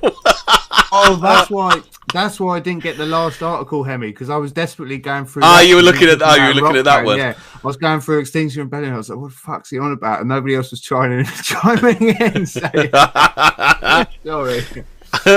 So yeah, songs of hope and comfort. Is this? I mean, is this proving that they are controlled by the? I mean, it's like what even who unironically is like part of that, and like it's just something to do. Like I swear, half these protest movements, it's just people go because they're bored. Like they don't actually care. Well, that actually comes into another article I've got. Have you seen the next one up? It says that 92% of left-wing activists live with their parents at Berlin study finds. Well, that's true. It's also most right-wing extremists do. Probably. You think so? Well, I think that's just age. You know. I wonder, maybe there's an interesting little thing there. Maybe that's why, because leftists are more prone to travel and sort of also therefore immigrants. And if they all live with their parents, and I'm sure a lot of kind of that, there's NEETs and right wingers and centrists who live with their parents as well. But that seems to make sense to me. But what I'm saying is, if they're more inclined to sort of going elsewhere. Because it's a more right-wing thing to want to own something, live there for the rest of your life, try and snag a bird and start a family. That's a much more kind of right-wing ideal, isn't it? So I think maybe that's why, because they don't want to live at home. Nobody does at that think age. young people, so that it must sort of contribute towards why they want to go traveling so much and why they fucking want to flood the place with brown people. It's just this sort of openness. Like, well, I want to go anywhere apart from a kind of nice right-wing kind of traditional life with a woman. Do you see what I mean? I don't know. Yeah, I've noticed that young people in general are way more likely to sort of cohabitate, like, with friends and shit. It's because they're not worried about property prices. Yeah, perhaps. I don't know. That might have been a load of waffle there, but I just thought, they want us. Hey, I won't say it again for fuck's sake. Yeah. But yeah, it kind of comes from like a really heavily mothered place, doesn't it? Yeah. Communism. They're all like because they don't really know the value of a quid, do they? Because they've never had to earn one. Like mummy and dad, they live off the bank of mum and dad, don't they? They're on the dole. They probably think they're supporting themselves with their dole money, but they're living with mum and dad. Yeah, it's like they'll live alone, but it'll be on dole money and shit. Yeah. I imagine quite a few of their jobs aren't really. They wouldn't have been considered jobs or existed as jobs maybe 25, 30, 40 years ago. Do you know what I mean? I think it's very rare that these people are in the trades or traditional jobs. It's some form of blogging or social media or something. I mean, I'm being a bit too harsh on them, but do you get what I'm saying? On average, it probably is like that. It's I was going to say that job that means nothing. Yeah, I was going to say they're probably jobs, but they're not careers, are they? If you know what I mean. I guess so, but do you see what I mean? I imagine a lot of them are involved with some form of activism, and that's how they earn their crust. Do you see what I mean? Yeah, well, that's the thing. Like, journalism, if you're left wing, isn't really journalism. It's just like fucking full-time left-wing activism now. Yeah. That's the point. God's Own said too many female school teachers. Yeah, I've noticed a lot of young women seem to, like, I don't know. Probably. It's like a career that they tend to do. There was a really... School is designed for girls, I swear. Boot camp is for boys. If school was more like a boot camp, then people would enjoy it more, maybe. Yeah, I tend to agree with that. Something like that. Yeah. I had the most access to people when I was in education. Yeah, well, I think most people tend to say, unless they were sort of like bullied or battered by their teachers, if you go back far enough, most people say, that was the best time of their life because it's the least amount of responsibility and the most amount of just sort of friendly people you'll ever be surrounded by. I mean, it's mandatory. You have to show up to to be social in a way, Yeah, exactly. Yeah. I noticed that, like, the last time I was like kind of heavily surrounded by attractive like young women my age was when I was, in education. Strange. Of course, yeah. Oh, speaking of retards that probably live at home with their mum and dad, this tweet I found is just fucking awesome. It's this is from Morgan at MPF1419. Let me repeat. A Farage and Johnson alliance is on the spectrum of politics that Hitler was at the far end of. How can any sane working class person support them? This country's truly gone down the drain if people vote for them. Hashtag Corbyn, hashtag Labour, hashtag Brexit, hashtag GE 2019. Hashtag Farage, etc. Why are these people... The only thing that could make that better is if she also included the hashtag anti-Semitism. It's like, how confused could you be? Because I've been having a wild time on the internet, especially with this Turning Point UK. Because here's a great example. Iconoclast, he's been a top lad. He's actually like leaving comments type thing from his main account under Turning Point UK. And a lot of people, he's been a bit cryptic, very polite. So then you get kind of sort of lefties or centrists who sort of don't really get the meaning, and that they sort of they say something like the left are the real fascists, and all of a sudden they're not getting any thumbs up anymore. It's like, oh, what, that used to get me loads of thumbs up in like normie land, but it's not really happening here. And then Iconoclast explains what he means type thing. And there's all these thumbs up coming from nowhere, like the kind of groypers behind the scene. And then I witnessed people saying, oh shit, I've just realised I've been who you are. I've been subscribed to your channel for 3 years. And it's like, if you've been subscribed to the Iconoclast for 3 years, how are you still not getting it? I don't know. Like, what I'm trying to say is this Groiper thing, and like just looking at the British version of it, which is very small, but just under Turning Point UK and LBC's comment section in like the last 2 weeks, it's really starting to separate the deeply confused people who like really thought they were right wing because they love Brexit, you know, and don't like Corbyn.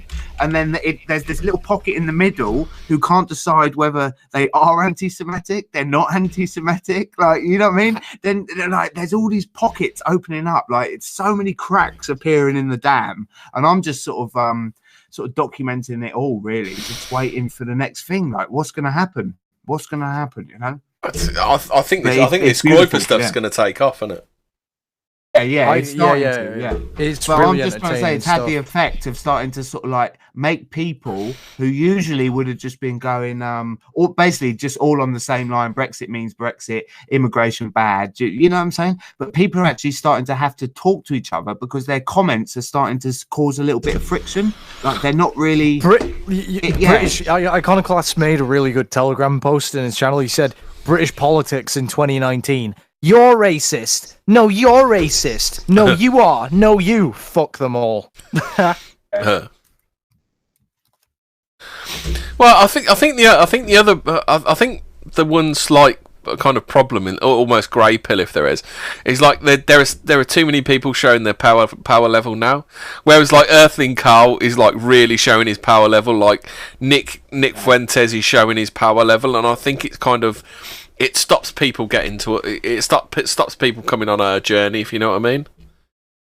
Yeah, there is that as well. I've heard a bit of that, although I don't know. I just think nothing really stops anyone from going on any given journey, because what we neglect to sort of admit to ourselves sometimes is we have the shortest memory spans, and it only takes like one more kind of drama on the internet for people to sort of like start liking that guy again, drop that guy for 6 months. You know, Richard Spencer's on the back burner. Nick Fuentes is king of the world at the minute. This is how the internet works. I think nobody really ever plants their roots firmly down, apart from like in the truth, which is obviously the greater cause, you know, what white nationalism, things like that. But the culture is always moving. So I'm just always looking for cracks where I see them, and I hope to be around when they burst and sort of enjoy and maybe red pill a few people and try and get them to sort of say, listen, you made a fool of yourself being a centrist all them years, didn't you? Why don't you just try this out? That thing's clearly broken. The thing you were clinging on to, hiding behind, it's broken. It's fucked, you know? And we fucked it. And it was a lot of fun doing so. So you're better off with us, you know? Well, that's my whole strategy. Yeah. As Morgoth would say, old Earthling Carl's really running for the fences at the moment. I haven't been. Did you see that conversation he had? Have a look at his Twitter, Boomer Carl. It's unbelievable the stuff he's coming out with now. Where it's happening, I see. Yeah. Well, I'd say that Carl is a good judge of where the window is, and if he's getting more and more with it. Did you see Earthling Carl on LBC? Yeah, I've seen him loads of times. Three times with Magic Noirs. Yeah. It was, but what I'm saying is, if Carl's getting Larry on Twitter, it's because he's judging. There's a sign of the times. There's a shift. It's okay to be a bit more Larry, I imagine, because Carl's smart, you know. Yeah, but he's really. I mean, if you check out his Boomer Carl on Twitter, it's worth a read. I mean, he's getting really, really fucking spicy. Yeah, cool, man. All right, yeah. How cool? He's great guy, I think. Here you go. Here's one of his tweets. Over 80% of black and minority ethnic people don't vote Conservative. We know you're being paid to say this garbage. It's cringe. Stop it. Oh, is that to Turning Point UK? Someone on that kind of wavelength. Yeah. Someone called Dominique Samuels. I don't know who she is. Maybe he's taking it serious because. Yeah, maybe doing all this in the comment sections is kind of nonsense. I don't know. Somebody who takes his trolling as serious as me, maybe I should get on Twitter. But then again, I don't know. How about this one? How about this one? This is Boomer Carl again. Literally no one speaks this way about any political party, let alone a black woman called Dominique about the Tories. Honestly, Scientologists paying Dominique need to write up better scripts. Yeah, so he's fuming then, isn't he? Yeah. He's got a large following, because I know he gets deleted like once a month, doesn't he? What's he? He's been Rabbi Carl, 1,305 at the minute. You've still got to be careful on Twitter. Got to like tread ground if you want to stay afloat. You can be a bit spicy. I think as long as you don't hard R or K or F, I think you're all right. No, Carl gets kicked off on average every 2 months, doesn't he? Yeah, pretty much. Yeah. It's funny though. But like I say, you still can't. You've got to tread lightly in certain places. Certain things you can and cannot say. So you can't go gung ho and let off a few rounds here and there and expect to stay on. Yeah, I don't know. Yeah. I called Joe Swinson a retard and only got a 12-hour ban. No, I don't think it's for me type thing. I don't, because the thing is, like, you can also sort of black pill yourself in the YouTube comment sections, but just by sort of interacting with sort of 50 idiots per day. Do you see what I mean? Like people who just break your spirits in the sense that you give up hope on sort of intelligent life form in a way, being in any way the majority. So I think in Twitter, if you get a kicking on YouTube, it's kind of like, oh, that was shit. If you get a kicking on Twitter, it's big. It can even make the news. Like, so, yeah, I think I'll probably leave it well enough. Well, I did. My kind of worrisome period on Twitter was when I accidentally gathered the ire of. Do you remember Tracy Ann Oberman that used to be on EastEnders? She's a cohort of Rachel Riley. No, I don't. I upset. Well, it's not really. It's just that she's one of the tribe. Fair play, yeah. They're the ones aggressively going after like Momentum folks because they're evil anti-Semitic racists. What do you make of this? Because you posted that Jewish Chronicle thing. I didn't read it, Hemi, but I saw it posted on 4chan. I just sort of skim read it. But yeah. So what the hell is this? What is this anti-Semitism thing? I don't get it. I know he's criticised Palestine type thing, and it's a beautiful thing. I don't think it actually is anti-Semitism. Yeah.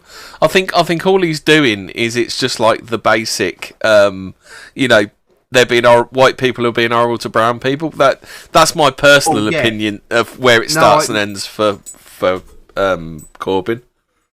No, I get the reasons why. Basically, he's a third worldist, so if brown people are suffering anywhere in the world, it doesn't matter whether Israelis are doing it. It's like Palestinians are suffering; they're brown, third world. I've got to be on board. Being attacked by rich white people. I don't think there's actual anti-Semitism as such. I think it's more like anti-Zionist, anti-Israeli. I don't think they're dog whistling. I think that's as far as it goes with them. But then the hysteria has gone beyond that, and you get a lot of kind of like, I suppose, quite naive Jews. There was a Scottish lady, Jewish Scottish lady. Sorry, I'm burping. Crying her eyes out on LBC the other day, type thing, and even she's a shitty actor or something. But I think it's real. There are a lot of kind of possibly just dumb normal Jews out there who have bought into this and think the show is coming. So I'm just wondering who created that kind of fervor. There's got to be some kind of strategic something to this, and I got what's behind that? I don't know. Maybe is there a Jewish community out there who do understand that maybe they're getting not because of the JQ or anything like that, but they see that Britain is about to become Islamic and they're not into it, and perhaps they don't want to go back to Israel type thing. Do you get what I'm saying? They might not be aware of any of that, but it's just in their senses. Corbyn's gonna fucking turn this place brown overnight, it's more akin to what the Democrats are doing in the States, isn't it? Right, yeah. I'm just saying, what's the reasons behind all of that? I haven't got a clue. But the good thing about it is, like I say, in comment sections and discussions, it's rare you actually bring up sort of 4x2s or anti-Semitism because your comment gets hidden instantly. But now you have all of these lefties going, lefties and right wingers, sort of Brexit people going, "Oh, it's disgusting anti-Semitism." And then you get the odd little alt-right type or sort of Wignat just going, "Oh, what?" Just sort of saying a few little bits and pieces. And it's been 2 weeks of actually successfully being able to talk about the JQ to a certain extent without your comment being deleted on YouTube. It's amazing. Yeah. Well, the reason I got that Tracy and Oberman came down on me like a ton of bricks on Twitter was because I commented in one of these Momentum Labour geezers threads, which was a little bit kind of our way, kind of politically regarding the people in small hats. But they're actually going after like Momentum. They're only interested in Momentum people. They're not really interested in anybody else. Tracy and Oberman and Rachel Riley. It sounds like a whole web that I just don't bloody understand, at all. Yeah, I'm not quite sure, but they seem more scared. Well, they're a hell of a lot more scared of Labour than they are of us. In that way, but I really don't think they have that much to fear from Labour. But maybe there is some sort of undercurrent that we don't know about. Yeah. Well, do you think, gentlemen? Hello, by the way. All right, Captain. Mate. How you doing? Would have been here earlier. Long shift. Shit happens. Fucking. This lad works or some shit. Anyway, just to respond to a comment or a point that Grief made. I think everyone's got their own. How do I put this? They've got their own outlook and their own reasons behind why it's happening. But personally, I think it's because either way this goes, the small hat brigade know that it's going bad, because as the ante keeps getting upped with every passing decade, whoever wins, and I mean whoever wins, whether that's the most, whether that's basically Sharia and Islam and the ever-growing proportion of Muslims, or whether it's fucking CI, or whether it's Nat socks or whatever the hell's going on, whether it's essentially extreme natives or extreme Muslims or etc. They both dislike Jews, both of those groups. So they see, the very people who are getting tolerated by are going to be fewer and fewer because they don't have a lot of children, and people who are very conservative have lots of children, and people who are very religious have even more children. And so in sort of another couple of generations, due to immigration and the breeding patterns of the populace, the type of people that will follow the ideologies that don't like us will be in much higher number. I think that's got something to do with it. The second is, why are they, is your point about Labour and such. Like, I think it's quite simply put, or to put it quite simply rather, is that Jeremy Corbyn can, if he panders to Muslims, can easily count on having 3.5 to 4 million Muslims voting for him in the country, whereas there's fucking 100, maybe 200,000-300,000 Jews. 100% agree. Yeah. And also, just a quick little note to that as well. Do you think he's trying to sort of recapture the the hopefully sort of dwindling portion of white voters in the north by sort of this ploy to, like, we're going to take the power out of London? This is all kind of last minute, a bit of a soundbite, isn't it? It's like, we're going to bring it back to the north. We're going to basically set up in Manchester. I think that might be something as well, that they do slightly recognise that the working class hate them. They recognise that the South is possibly more Tory, more affluent, and maybe they're going to try and, speak to white people in the North. I don't see it working whatsoever. But I think that fucking hell. I think that it might be a two-pronged attack, quite frankly. Because if I was Jeremy Corbyn, if I was trying to dissect this, how would you have a message that basically panders to old Labour voters, read native white people in the north of England who formerly used to work in industry or manufacture or whatever, right, on one hand, but at the other hand also appeal to large large proportions of ethnic minorities. Sorry, Because the not vast whites. proportion of the North won't have made that connect because they don't want to be racist, but they do have that inherent feeling of just like, oh, fuck the South, Southern fairies, fuck London. We've always been fucked by London. And do you see what I mean? And maybe they'll forgive governments of it's a horrible thought, but maybe they'll forgive governments of the past. And Corbyn can woo the North by sort of pretending to sort of let's bring the power out of London up there. It's only a tinfoil hat conspiracy. It's just what I've been hearing in the Girl, news. are you but moving I don't- house or something? Yeah. Yeah. Yeah.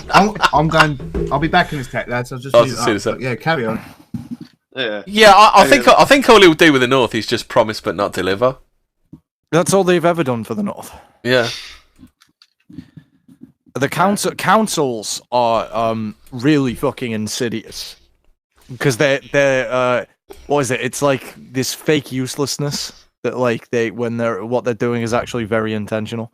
I left because I was just listening to fucking Majid Nawaz. He triggers me because he's such a cook and like. You mean former terrorist Majid Nawaz? Yeah, when Earthling Carl calls in and like he's going, you're using something that happened in the 40s to justify why Buddhists don't want Muslims to encroach on their territory. It's like, oh, so it's okay when the other side does it. Well, I'm with so liberal do this all the time with fucking 40s Germany.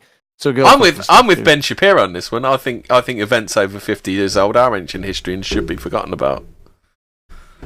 But I think it's a few. I don't know. It's like okay, like he's saying. But his argument was like, it went something along the lines of, well, when Christianity 2,000 years ago was introduced here, like, people were pagans, and like, and it's just like, okay, but we're talking about something that, like, still affects people generations later in a way, I guess. Yeah. But like, and you never shut the fuck up with the hollabunga, so... The problem is when Christianity was introduced or enforced by the Roman Empire, due to the reforms of Constantine the Great in 264, I believe. The problem is it took the might of an empire to enforce it. In order to convert the populace to Christianity here in the United Kingdom, they had to slaughter the Druids and burn every grove that they could find. It wasn't like this little peaceful transition and then we became Christian. No, what happened is the largest empire that Europe had, I believe, ever seen since Alexander the Great, went and forced us to kowtow to their new religion. It wasn't like all peaceful and nice and lovely. It was adapted over many, many years to like it was readapted. Like we've been over this before. Well, oh, sure, but I think what you're misunderstanding is I'm not trying to suggest that Christianity in its current form, after having the better part of 2,000 years to be adapted to the local populace, it has evolved in some respects, certainly, from when it was first introduced. What I'm saying is that when it was first introduced, it was introduced by the Roman Empire, who went and had to destroy as much as it could of what existed prior and adapt the religion even then, putting Jesus's birthday 4 days after the solstice, so it appealed to more of the natives. Well, it's Easter as well, isn't it? That's got to be some sort of repurposed Druid festival, hasn't it? Didn't we still have pagan rulers in like the mid 7th century in this country, like in the regions like in Wessex, not to say Wessex, but Northumbria, Mercia, and things like that? I couldn't speak to their religion, certainly. I couldn't speak to their religion, but it wasn't as clear cut as people like to make out. No, like, for example, when someone says the fall of the Roman Empire was in 410, well, that's just the date that everyone's agreed it fell. Yeah. Well, that's why I believe that paganism was folded into Christianity, because people wanted to carry on being pagan, so they kind of slipped it into Christianity. Because there's all kinds of things like is it the Wood Woses I'm thinking of, or the Green Man? There's still all that kind of stuff carved into churches, isn't there? And that's very kind of pagan and kind of original idolatry. OG British. Moving on, I found a poll thread, and I do agree with this. I've said this kind of. So it says most low-income, it says something, study, breeding white trash won't save the white race. So most low-income blue-collar communities have become a sedimentational accretion of what is the most mediocre in the white race through an intense secular brain draining. Aggressive strategies aiming at the amelioration of social and academic status shall be undertaken by white men wishing to improve the posterity of their race. That's about all those Hollywood films you've seen where, like, oh no, I'm stuck in this dead end fucking shithole town, isn't it? That's they're trying to encourage kids to go to the big city and have a great time and discover themselves, aren't they? Well, that's yeah. Stop personally attacking me, you.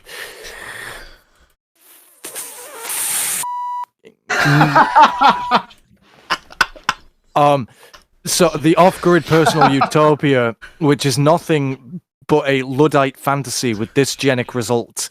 Since permanent genetic segmentation of the population has now been achieved in most of the Western countries' lowest classes, the probability for the perpetuation of this segmentation to the middle class is to be expected in the relatively near future. And then it links a thing that says, the promise and peril of the new science of social genomics. Researchers are finding links between people's genes and complex attributes such as socioeconomic status and the time spent in school. The worry is that their results will be misconstrued. Oh no! But it's what I hate about this is that as best as I can understand it, having had taken a bit of time off work, and in that time I looked through some of this data, and I know that Dr. Edward Dutton has done an awful lot of research into this particular minefield of a topic, as well as his Cappy? partner. Hello. Are you based in Edfield? I'm pretty based in Edfield at this point. I think based it's the in best. Edfield. Yeah, the best thing to get YouTube for quite a while. Anyway, sorry to interrupt. No, that's fair enough. But yeah, if you're not based in Edfield, you should be, because you need to take that particular pill if you're not currently chatting. If you don't watch every one of the Technical Heretic specials on the Jolly Heretic channel with Dr. Michael Woodley of Mani, you're not even English. Anyway, just that short period. Moving on. Is that in terms of all of this, my own research into human biodiversity and Edward Dutton and such like, is that there's a few very risque facts that it's not nice to bring up. But in direct contrast to this article, I would argue that that the drop in IQ amongst the working classes hasn't actually been as much as the drop in IQ has been for the middle and the upper classes. And the reason being is that the working class has been under what Mr. Dr. Edward Dutton would refer to as Darwinian selection for longer than the middle and upper classes due to their societal status. So yeah, while they might have had a decline in general intelligence, or G as it is commonly known, is that decline, in my prediction, right, and I believe there's some data on this, but I'd have to dig it out. I don't think anyone asked for data on this show. Okay, all right. Yeah, sorry. Well, I was going to say it speaks to something that we've spoken about a couple of times. The all of the like hanging scrotes in the Middle Ages. I mean, that did a hell of a lot for improving like selection, didn't it? Oh, what, like killing off like 1% of the population every generation to cull off the psychopaths and sociopaths. Sociopaths, thieves, crooks, ne'er-do-wells. I think Ed said, and I can't quite remember, but I think he said sort of back in the day, in the important part of this sort of Darwinian selection period, I think he said if all factors combined, disease, infant mortality, executing criminals type thing, I think he said it was up to 40% of any given generation for sort of 200 years that were dying off. So I wouldn't be surprised, because there was also like deportation to the colonies. So we had the colonies of like America and Australia as well to dispose of some refuse, some genetic refuse as well, didn't we? Which is the other reason we don't have it. We never had a high rate of gun crime here in the United Kingdom. Going on that note, it wasn't actually because of gun law. It's because we literally just shipped out all our serial killers to other countries. Were you just shouting out Australia then, Hemmingford? I didn't cotton on at the time. Was that a shout out to Australia? Not quite a shout out, no. Liberalism it seriously results in dysgenics. Like you just see it everywhere. Like if you fucking look around. Before we go on from that, I think that raises quite an interesting little point for the chicken and the egg. Does liberalism create dysgenics, or does dysgenics create liberalism? Whoa!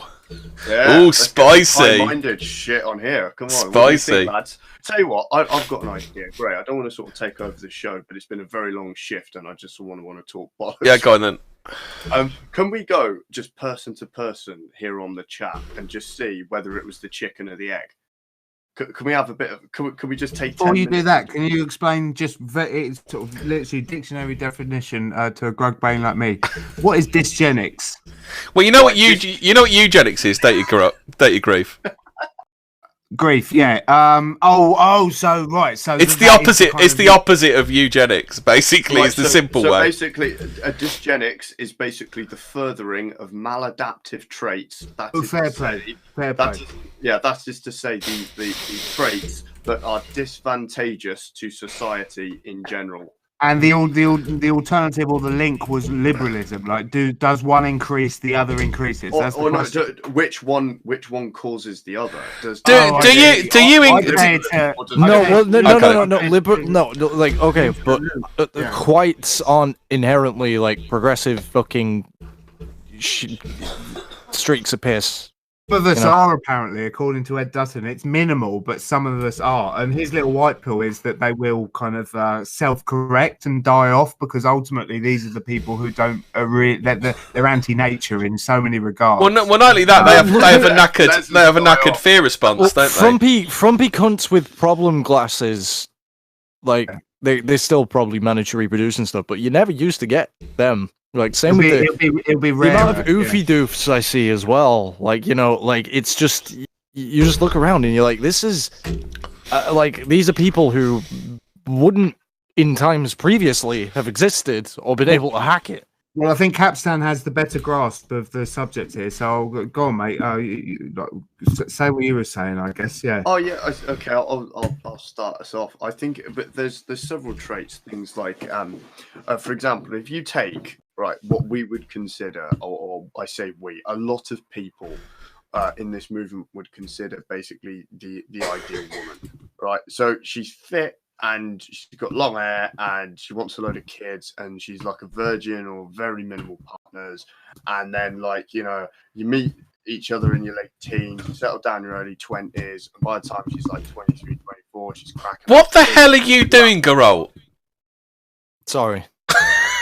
Fucking mute your mic if you're going to start throwing your desk around. And it's fucking hell. I forgot where I was. It's like having Vinny back. Yeah, I miss Vin.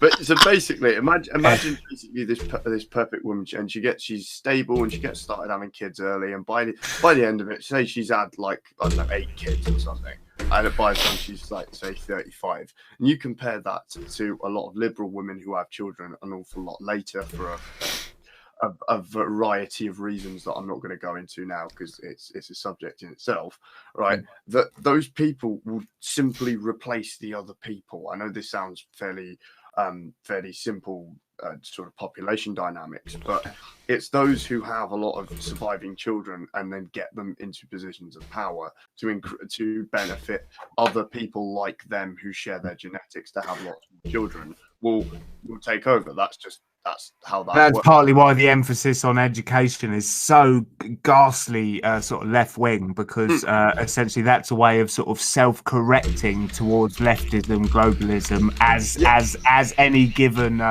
whether you're a spiteful mutation or a nice sort of, good, wholesome, traditional Jesus, whatever mutation. They try to get them when they're young, don't they? So that's the emphasis on education. The other thing is you want to get them while they're young, right? Is that this is and a lot of people don't realize this. Oh yeah, they want to send them to brainwashing centers. Yeah, but they also want them to waste their time.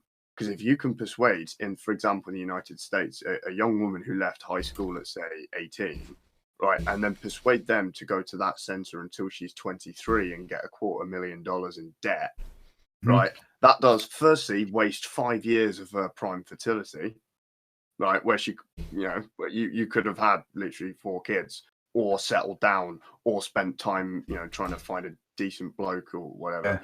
Right, all of that shit. It also puts her $250,000 in debt. So a lot of blokes, even if she's quite a good catch, would go, "Oh mate, $250,000 in debt. Don't really know if I want to shack up to that." And lots of other factors like this. I mean, there's a lot to it, and it's really quite sadistic. There was Well, no, go on. I've been talking a lot. Other people jump in if you want to. Yeah, I was just going to tell you about a thread on 4chan, but I can do it a bit later. Go on. Well, I was going to say about your libertarian and dysgenics thing. What about prosperity and the welfare state? Where do you put those into it? That's the other reason we have dysgenics, isn't it? Because literally, the welfare state will pay 2 cripples to have more cripple babies, won't it? Yeah, it's one of the reasons why, again, it's why I disagree with lots and lots of socialists of all types, whether they're national or democratic or whatever the fuck. It's one of the reasons I have the eternal fucking dislike for that, because the two, what seems to be my position and the position of more socialistic. Of the more socialistic minded, regardless of what flavour, seems to be, let's redistribute the resources so it's beneficial to people like us, and then we'll get on better, and we'll have, we'll increase the size of the gene pool, and we'll have population, and there'll be monorails and wheat fields, and it'll all be great. And my response is, well, what if we just didn't redistribute that already, so the dole queue doesn't populate itself with women having kids for fucking food vouchers? When did the monorail become the eternal symbol of hope and prosperity? I don't know. I just feel like, fuck. There was a whole Simpsons episode about it. I'm sure I've seen it elsewhere. There's something about this fucking monorail. I don't know, but no idea. Anyway, it's interesting stuff, but I imagine a lot of this is sort of in the paradigm of just like everyone's so willing to be offended, racially abused at any given moment, even while you're asleep, because you can be you can have a hate crime perpetrated against you as you sleep nowadays. It can just appear on your notification for you to sort of be offended by in the morning. So we're never in a state where science or government will ever really be able to even let alone talk about this or sort of start to sort of manipulate it. The only form of sort of stuff we're going to get is dysgenics in the form of just huge third world immigration, I guess. It's going to be a rare day when we're actually able to talk about like eugenics, I guess, without it occurring just kind of naturally under the radar. Well, the current political discourse kind of reminds me of that skit from The Life of Brian. Do you remember the bit when he's talking about his or her and alien will rights, and that bloke that wants to be a woman keeps interrupted and the bloke loses its thread? That kind of reminds me of like modern day politics. Yeah, I think so. Yeah. It's crazy, isn't it? It's crazy. So I'm just saying we can talk about it, but you're never going to catch UKIP or the Brexit party talking about eugenics. It's just not happening, is it?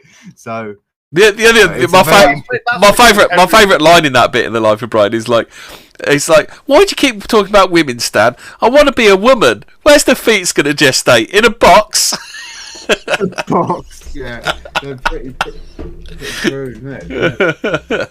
Yeah, but this is the thing. It depends. It depends what you'd class as quote eugenics. I suppose there's active eugenics and passive eugenics. And one way you implement a policy knowing full well that passively it will take out some traits of the population via certain means, and then there's active, which I suppose would mean something that Hitler has introduced into the populace of Greater Germania or whatever. Oh, I'd agree with that, but I'm just saying, like one little policy tweak, month later, Guardian article, why X is racist. Do you see what I mean? It's kind of, that is the climate nowadays. You see what I mean? It's like they're onto it. They've got people sniffing this shit out all the time. Oh, we live in passive.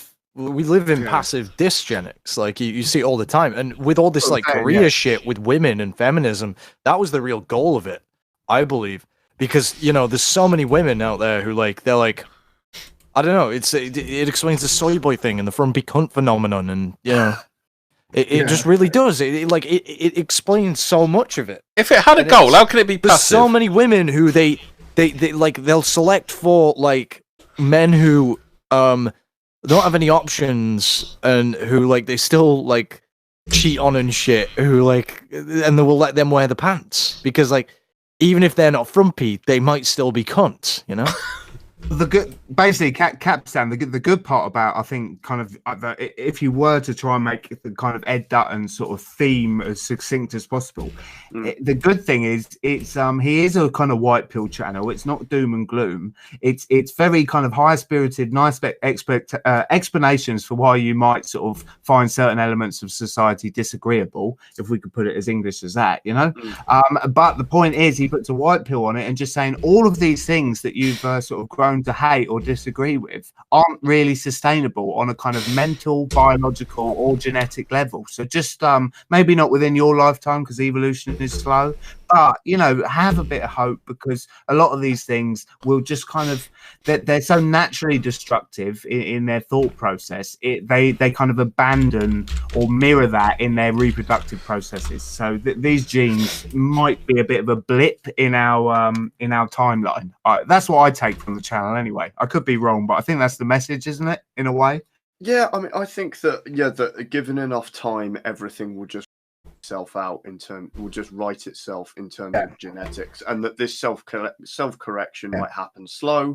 But at the same time, a lot of people are just very used to, why can't I have the Victorian era? Why can't I have the 1960s or whatever? And then I have to remind people that in the course of human history, that those 2 decades were some of the best times to be alive in terms of macro innovation, I think is how he puts it. Those are the rarity. That's like the rest of the fucking of your human timeline was blood. Yeah, look at how useless boomers are. Like, they're so passive and shit. Like... Well, and just quickly, Geralt, the catalyst. So you've got Ed Dutton's kind of idea, his kind of his proof, his data, his computer models. But the point is, the accelerant to all of this, the catalyst, is social pressure. It has been since the dawn of time. You know, we used to exist solely as people who just basically had social pressure and a thing called shame. So basically, if lefties were allowed to thrive, maybe this kind of decline of their ideology through reproduction would be a lot slower. But the point is, we're nailing them to the wall. Some sort of people are owning the libs, whatever the hell you want to call it. These people are going to become kind of like socially alienated. They might feel like they have the limelight at the minute, and you know, obviously the media's on their side, that sort of thing, you know. But the point is, they've only really got 1 foot in the Overton window. I see it shifting so far away. These people will become. They'll become freaks. Like, listen, Boomer. You know? Here's how we correct it. Right? Use Bitcoin to fund buying a child soldier army, and then we just have a big like battle royale TV show. Are they going to drink Monster or? It's well, like on a more sensible note, I was just going to say that what we're missing is like we haven't had a war in ages. So a war thins out the population. It causes massive property damage, which you then have to rebuild, which means everybody can make a bit of money, and then you have the boom afterwards after everything's made and all the manufacturing stuff and running place, and then you can give them infinity. Sorry, wait. You can give them infinity Muslims and infinity girls. But after the war, because war itself is dysgenic.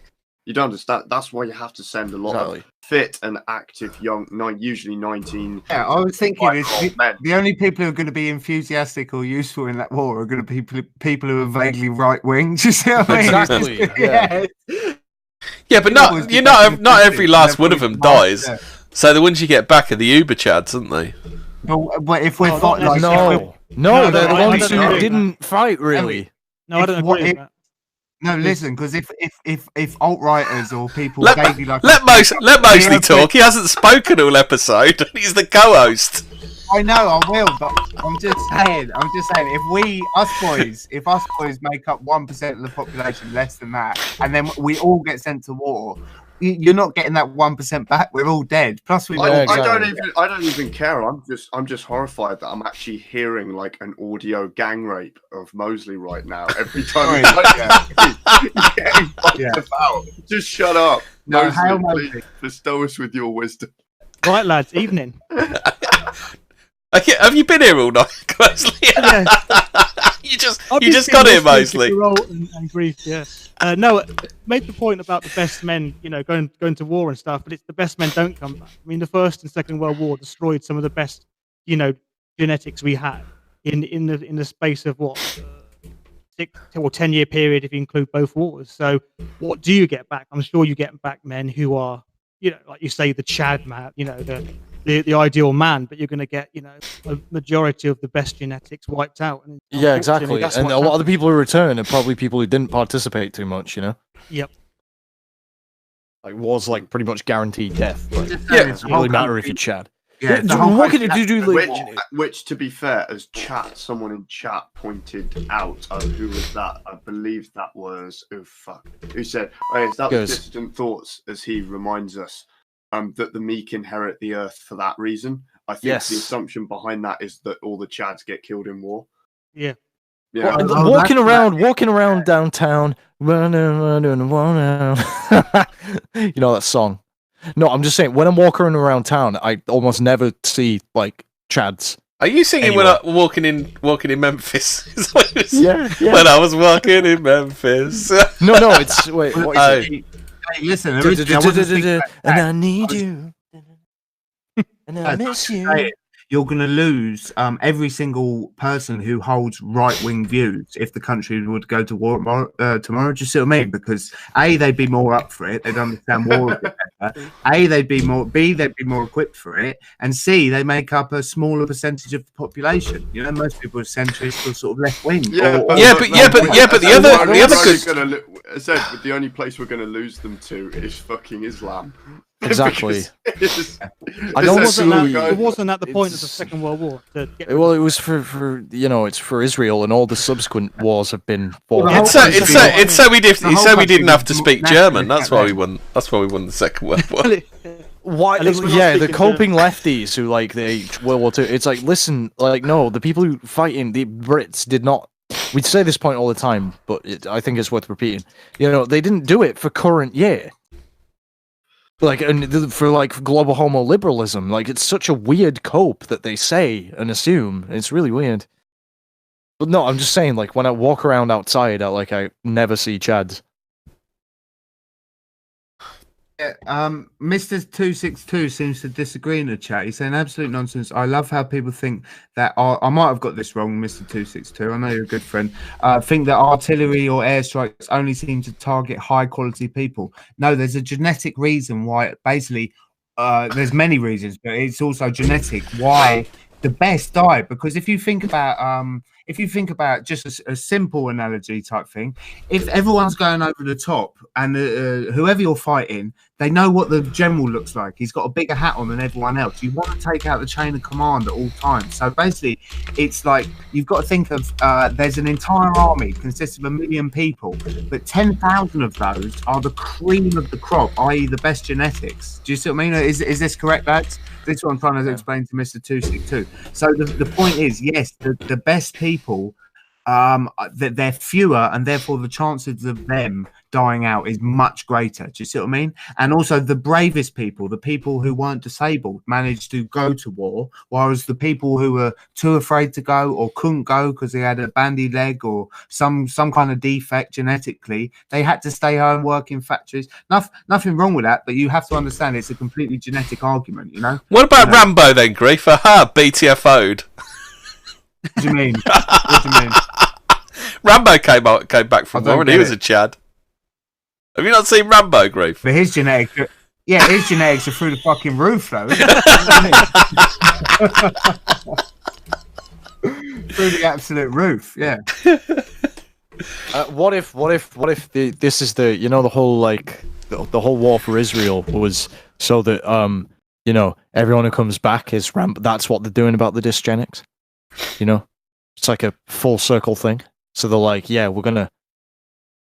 What if it's the opposite? Everyone comes back as Rambo. I think God's own prototypes recently watched the Tim Burton Batman movie. He says it would be a shame for some mad lad to do a load of market research on products that only libtards and immigrants consume and sabotage them somehow. Oh, what a funny story. Lovely. Yeah. Anyway, just out of curiosity, whilst we're on this sort of subject of dysgenics, eugenics, and sort of quality of the population, etc., what does anyone make here of the prediction by certain people that we're going to have basically the ability to perform sort of genetic engineering in the next sort of 20 to 30 years, and that it will be it won't be cost prohibitive by the end of that period? So what do you mean by that? What kind of procedures? Oh, I mean, like being able to genetically engineer fetuses while still in the room, if they know the genes that because in the room, mapped in the room. Where's the fetus going to gestate? In a box. Yeah. I'm just thinking Death of Stranding pilled. I'm sorry to interrupt. Go on, Cappy, mate. That's all right, cheers. Fucking hell, Mosley. I said you bastard. He said, I got an apology and everything. Mate, let's do our own stream. Fuck it. But yeah, going back to this thing, basically they will be able to, in the womb, that they will be able to genetically engineer fetuses in order to increase using various different amounts of sort of chemicals and such like that they can change the sort of contrast and pH of and such like and meddle about with it all. No, I think in 30 years' time it'll just literally be idiocracy. Nothing will get fucking done. It'll be a what? Ocracy? Has nobody seen Idiocracy, the Mike Judge film? Oh, you said Idiocracy. You're yeah. I think did noise I reduction cut you off. Yeah, Idiocracy. If anybody's seen that. Yeah. Well, we already live in Idiocracy, dude. Like, not far off. Go on, then. Come on. I don't want to do it for the second time. What does that word mean? Come on. The film Idiocracy. There's a film. Mike Judge did a film called Idiocracy, where a soldier gets frozen for how many years? Is it like 200 years or something? And he's disappeared. Yeah. He gets frozen for a while anyway, and he gets frozen in the future, and everybody's as dumb as fuck. It's hilarious. It's well worth a watch. Yeah. Also, just for the audience sake, Crazy is Greek or ancient Greek for Krater, I believe that's pronounced, and it stands for power or rule. So idiocracy standing for rule of the idiots, or idiot rule, or idiot power. Just for anyone who cares. For example, something like a democracy, demos meaning populace, crazy meaning power of the populace. There you go. Did you say crater? Where Crazy. Is this in chat? Oh, crazy. Oh, okay. Yeah. What? Oh, yeah. It comes from the ancient Greek as I think it's pronounced kratia, as Kratia. Oh no, that's Kratia. Yeah, that's what I meant, because if it means like sort of total rule, and then the idea that a bomb goes off, it leaves a crater. It's just so me and Geralt are thinking a lot about Death Stranding recently. You know, there's a lot of themes you're talking about here that might make a bit of sense. Yeah. So if it sounds a bit like crater, and what was the thing again? What was the sort of analogy behind it? The definition. Hello. Don't know. Capstan, explain it again. Mosley, speak now, forever hold your case. Yeah, don't worry. No, Grief's tangent. Yeah, Grief's quiet. Go for it. Grief's gone silent. Go for it. Oh, Mosley, you've let yourself down and let the show down. I know. I've just been listening, listening and learning. Exactly.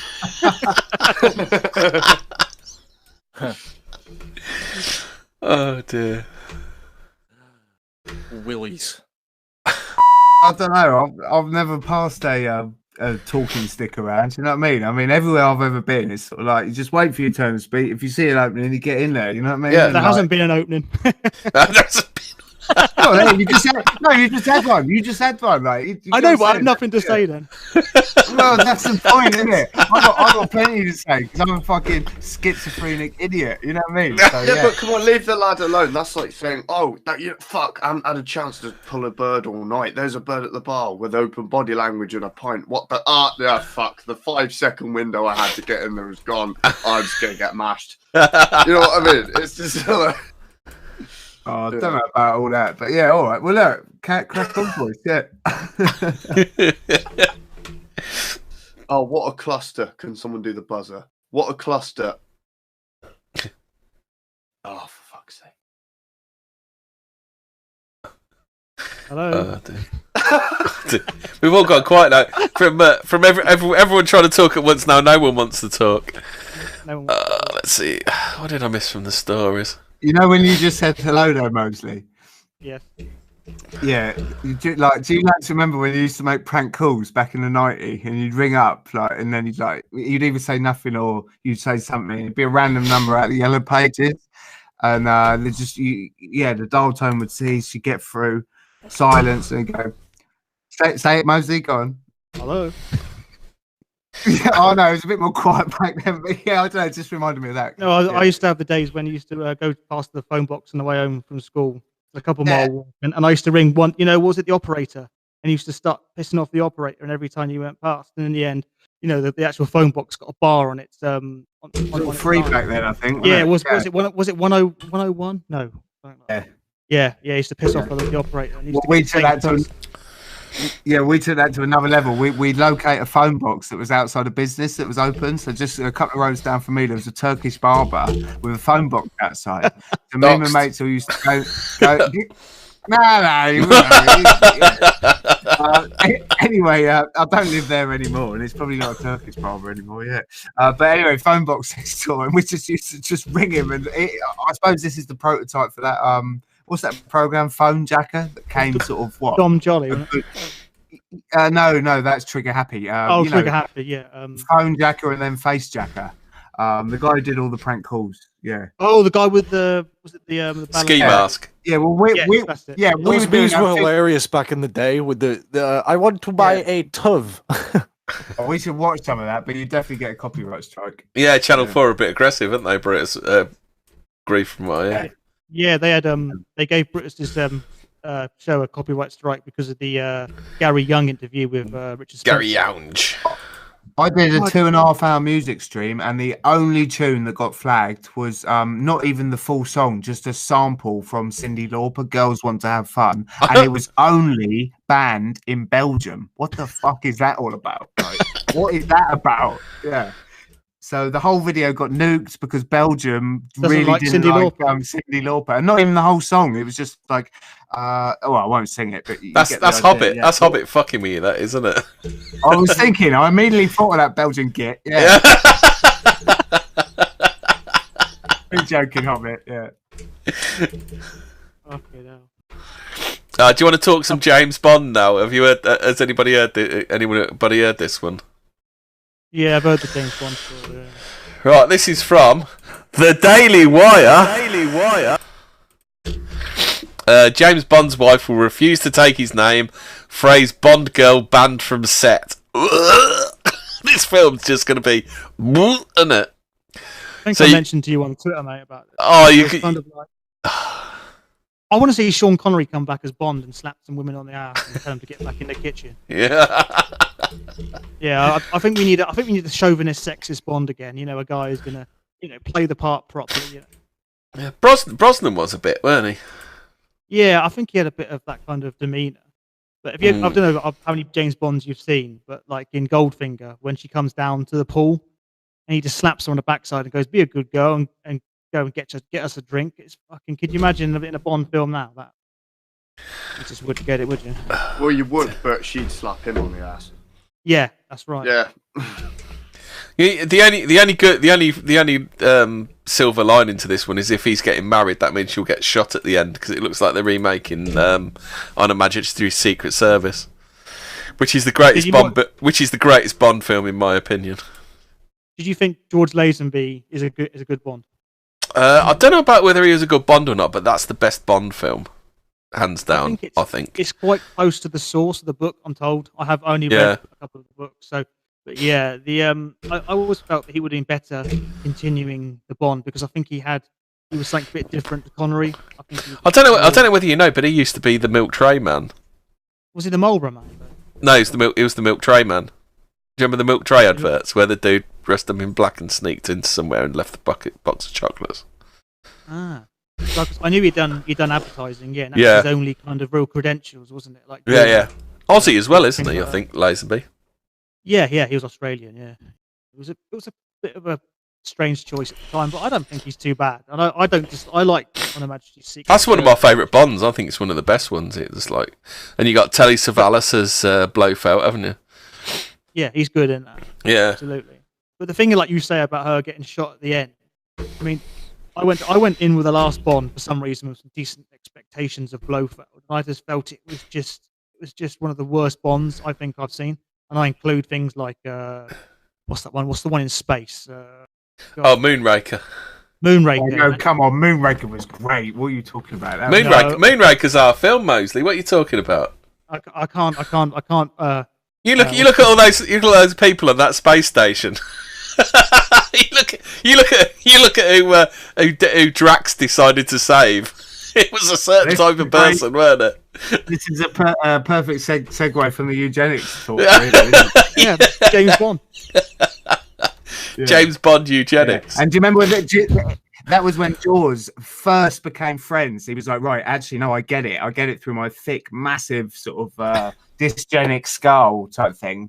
That basically, this guy is looking for the perfect genes, and me and my tiny short girlfriend, although I will remark, with the glasses, she had a big pair of tits, if you do remember. Yeah, she was proper Aryan, weren't she?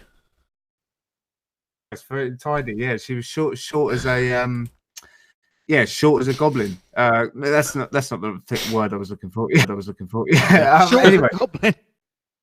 No, I was saying she was short. But yeah, and that's when Jaws cottoned on. He was like, "Oh, this Drax fella." But the other thing is, there's a bit of propaganda to that because Drax is closer to sort of was he meant to be a little bit Hitlery? I don't know. I didn't pick up on it at the time, but maybe looking back, I don't know. It was just well, I think that was the idea, wasn't it? That like he was. Even though he's a little short, fat, dumpy bloke, he was going to decide who lives and who goes. Yeah.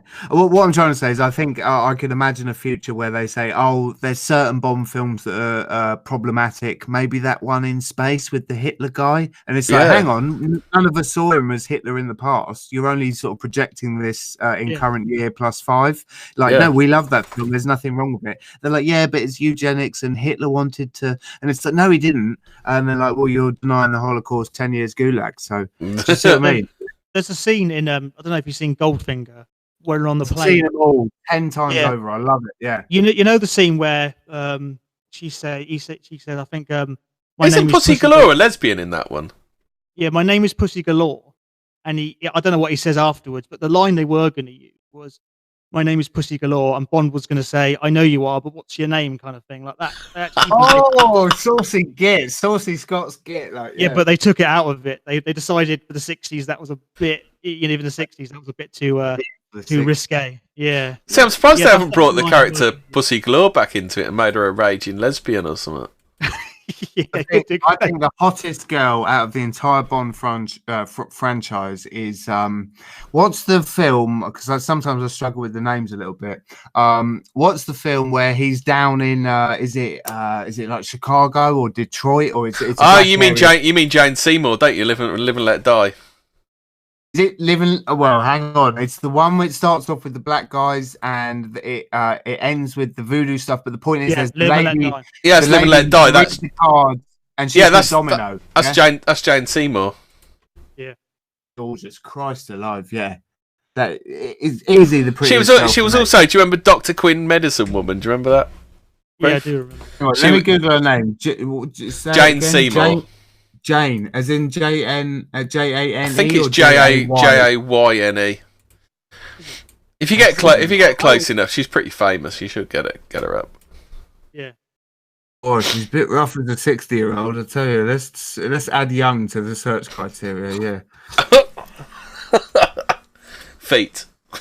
Jane Seymour feet. No, I'm not now. I'm not one of them. No, that's her. She's beautiful. Yeah, absolutely gorgeous. What's the biggest letdown from a woman? Like you looked at, I don't know, when you're in your in the 80s or 90s or whatever, and then you see them in modern terms.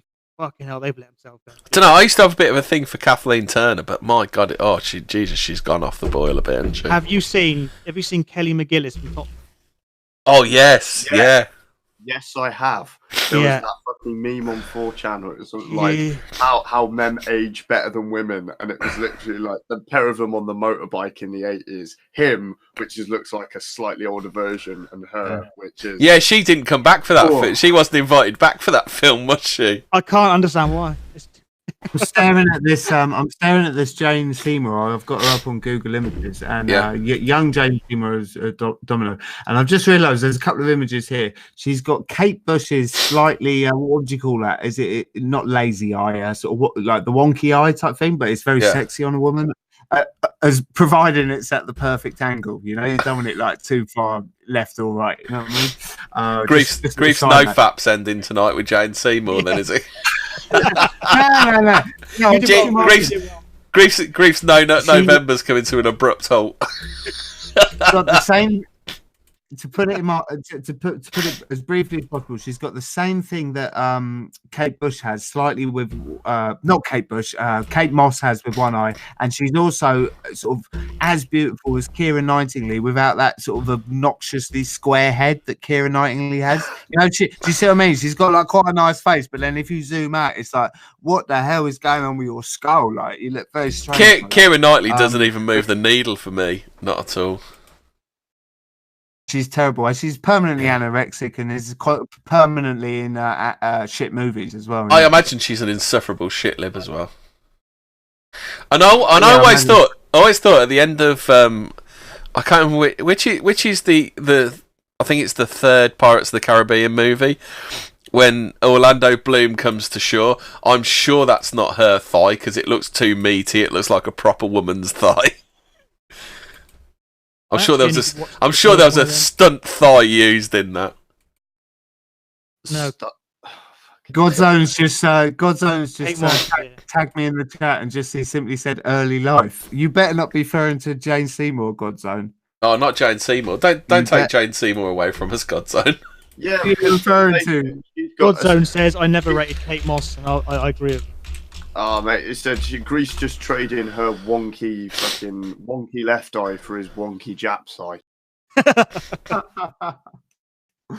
Yeah, I've asked the Japanese man in real life because I thought he was Chinese and we were at a party and there were loads of people around. It just didn't even occur to me. But I said, "Yeah, what do Japs call a Jap's eye?" And he just he pulled me to one side and he goes, "Urethra." And there was the foot, and I googled it. Oh no! Oh no! Have you seen Jane Seymour's real name? Joyce Penelope Wilhelmina Frankenberg. Oh no! Right. I'm so glad that I'm not old, so my fucking teenage wank fantasy hasn't been crushed. Oh no! It's time. Did you ever watch Buffy? Buffy the Vampire. Yeah, Sarah Michelle Gellar, early life. No. Why, Harry? You can't keep this stream up. You've got to delete this. Gellar. Delete this. Grief. Why? His life has been destroyed by that revelation about Jane Seymour. Oh, did you know she was? Did you know she was in Playboy, but she didn't pose nude? Grief. I don't care anymore. Forget it. No, it does. Gone. It's over. I remember. Why do that when you can watch art house rim job films? Lovely. All day. Who's that bird? You might fucking lads. You might know this. Who's that bird from The World Is Not Enough? Katie Richards.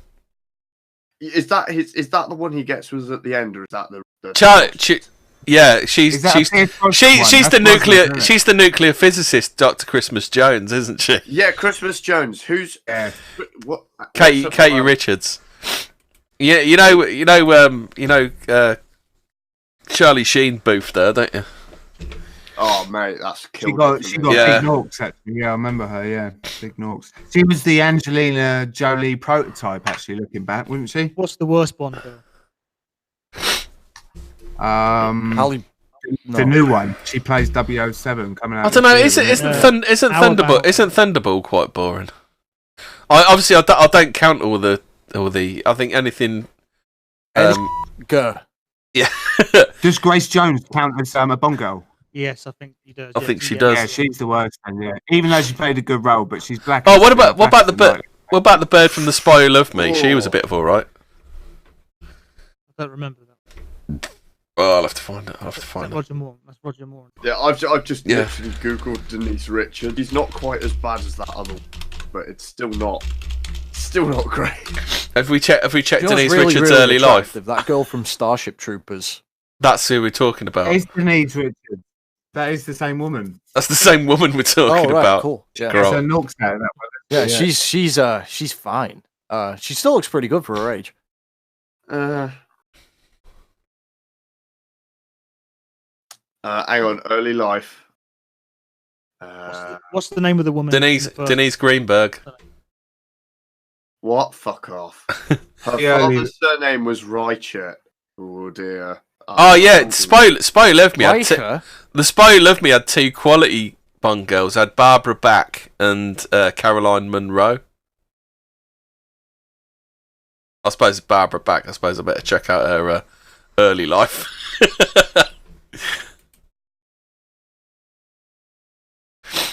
Oh, that was the first one with Jaws in it.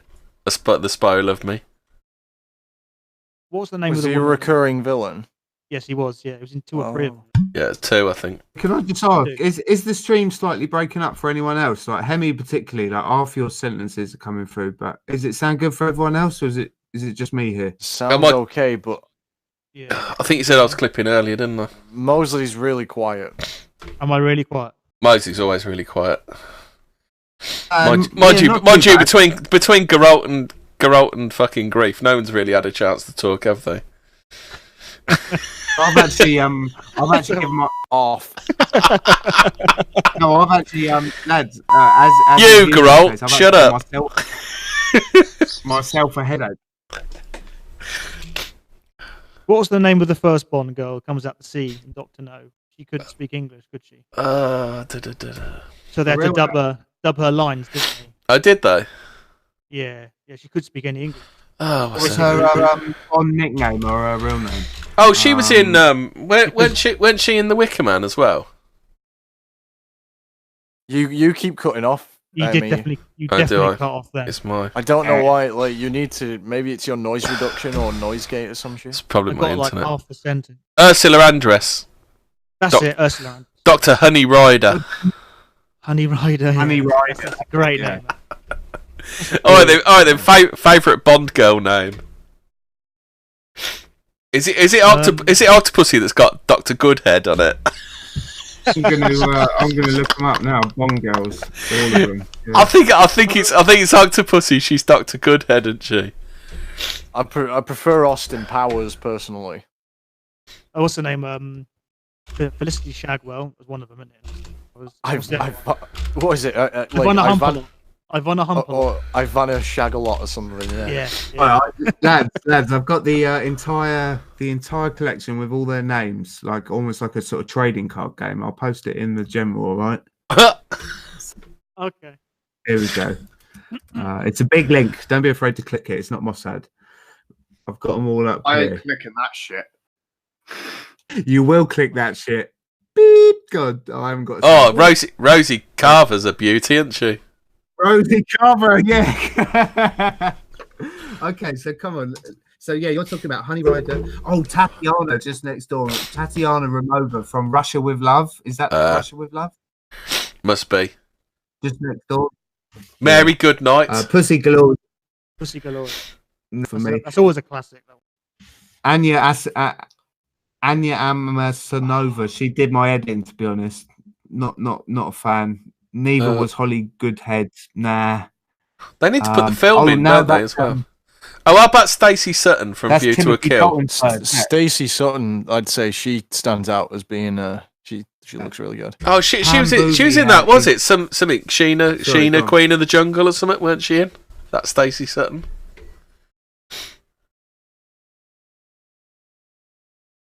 Well, I don't know what you're talking about, man. Oh, the Bond girl, Stacey Sutton, was in another film.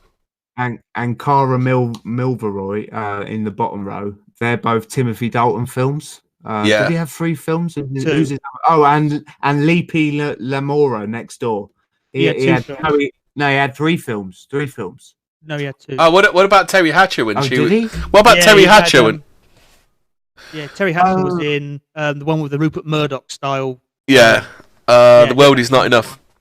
That's it. But Timothy Dalton had The Living Daylights and License to Kill. Yeah. Yeah, in the bottom row. I said, get back. Fuck Louis. Fuck Denise Richards.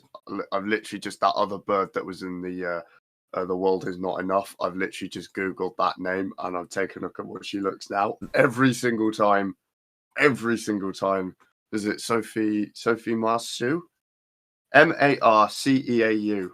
Marceau. For someone who speaks frog, please pronounce that properly. It's Marceau, isn't it? Thank you.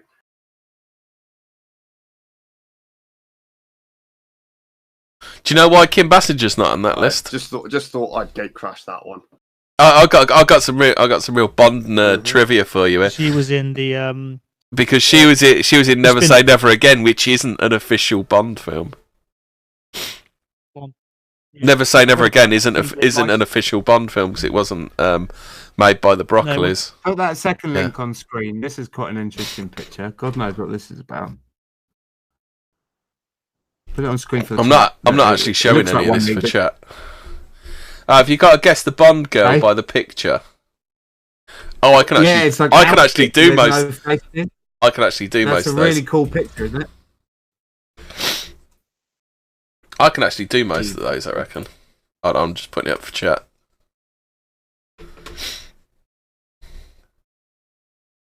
Cool, I like that picture. So what we got? So that's Dr. No. Oh, I don't know 1963 though. You got it on screen. Put it on screen for the. I've put it on screen for chat. Oh, sorry, I'm behind. Sorry, boys. Actually, I'm a bit shaky until you start getting to the 80s. See, it's in 144 pp for the chat, isn't it? Yeah, they're not going to see it anyway, are they? I need to try. Probably looks a bit closer to I don't know, like under the microscope, some kind of organism or like cells dividing. Yeah.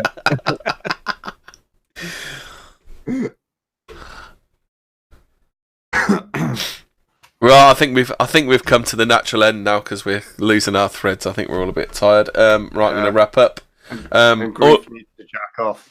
Yeah, fine, mate. Yeah. I don't know. I think Jane Seymour's getting a swerve, isn't she? Yep. But is that monitor getting a clean? Right.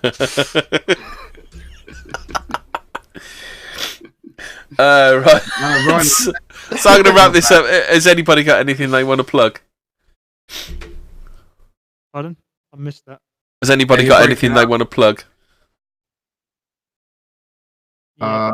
Yeah, history program with Brutus tomorrow, 9 o'clock. I'll get the time right. Yeah, I said 8 o'clock every week. Just want to 9 o'clock. Yeah, I just like to plug Argos. Like Argos is pretty good. You can get most things there. They've got a catalogue service, and what happens is you can either order online, but I recommend you just go in there, look through the book because they've got a catalogue, so it takes a bit of time. They've got a free pencil. Fill in your order. You got to get the cutie.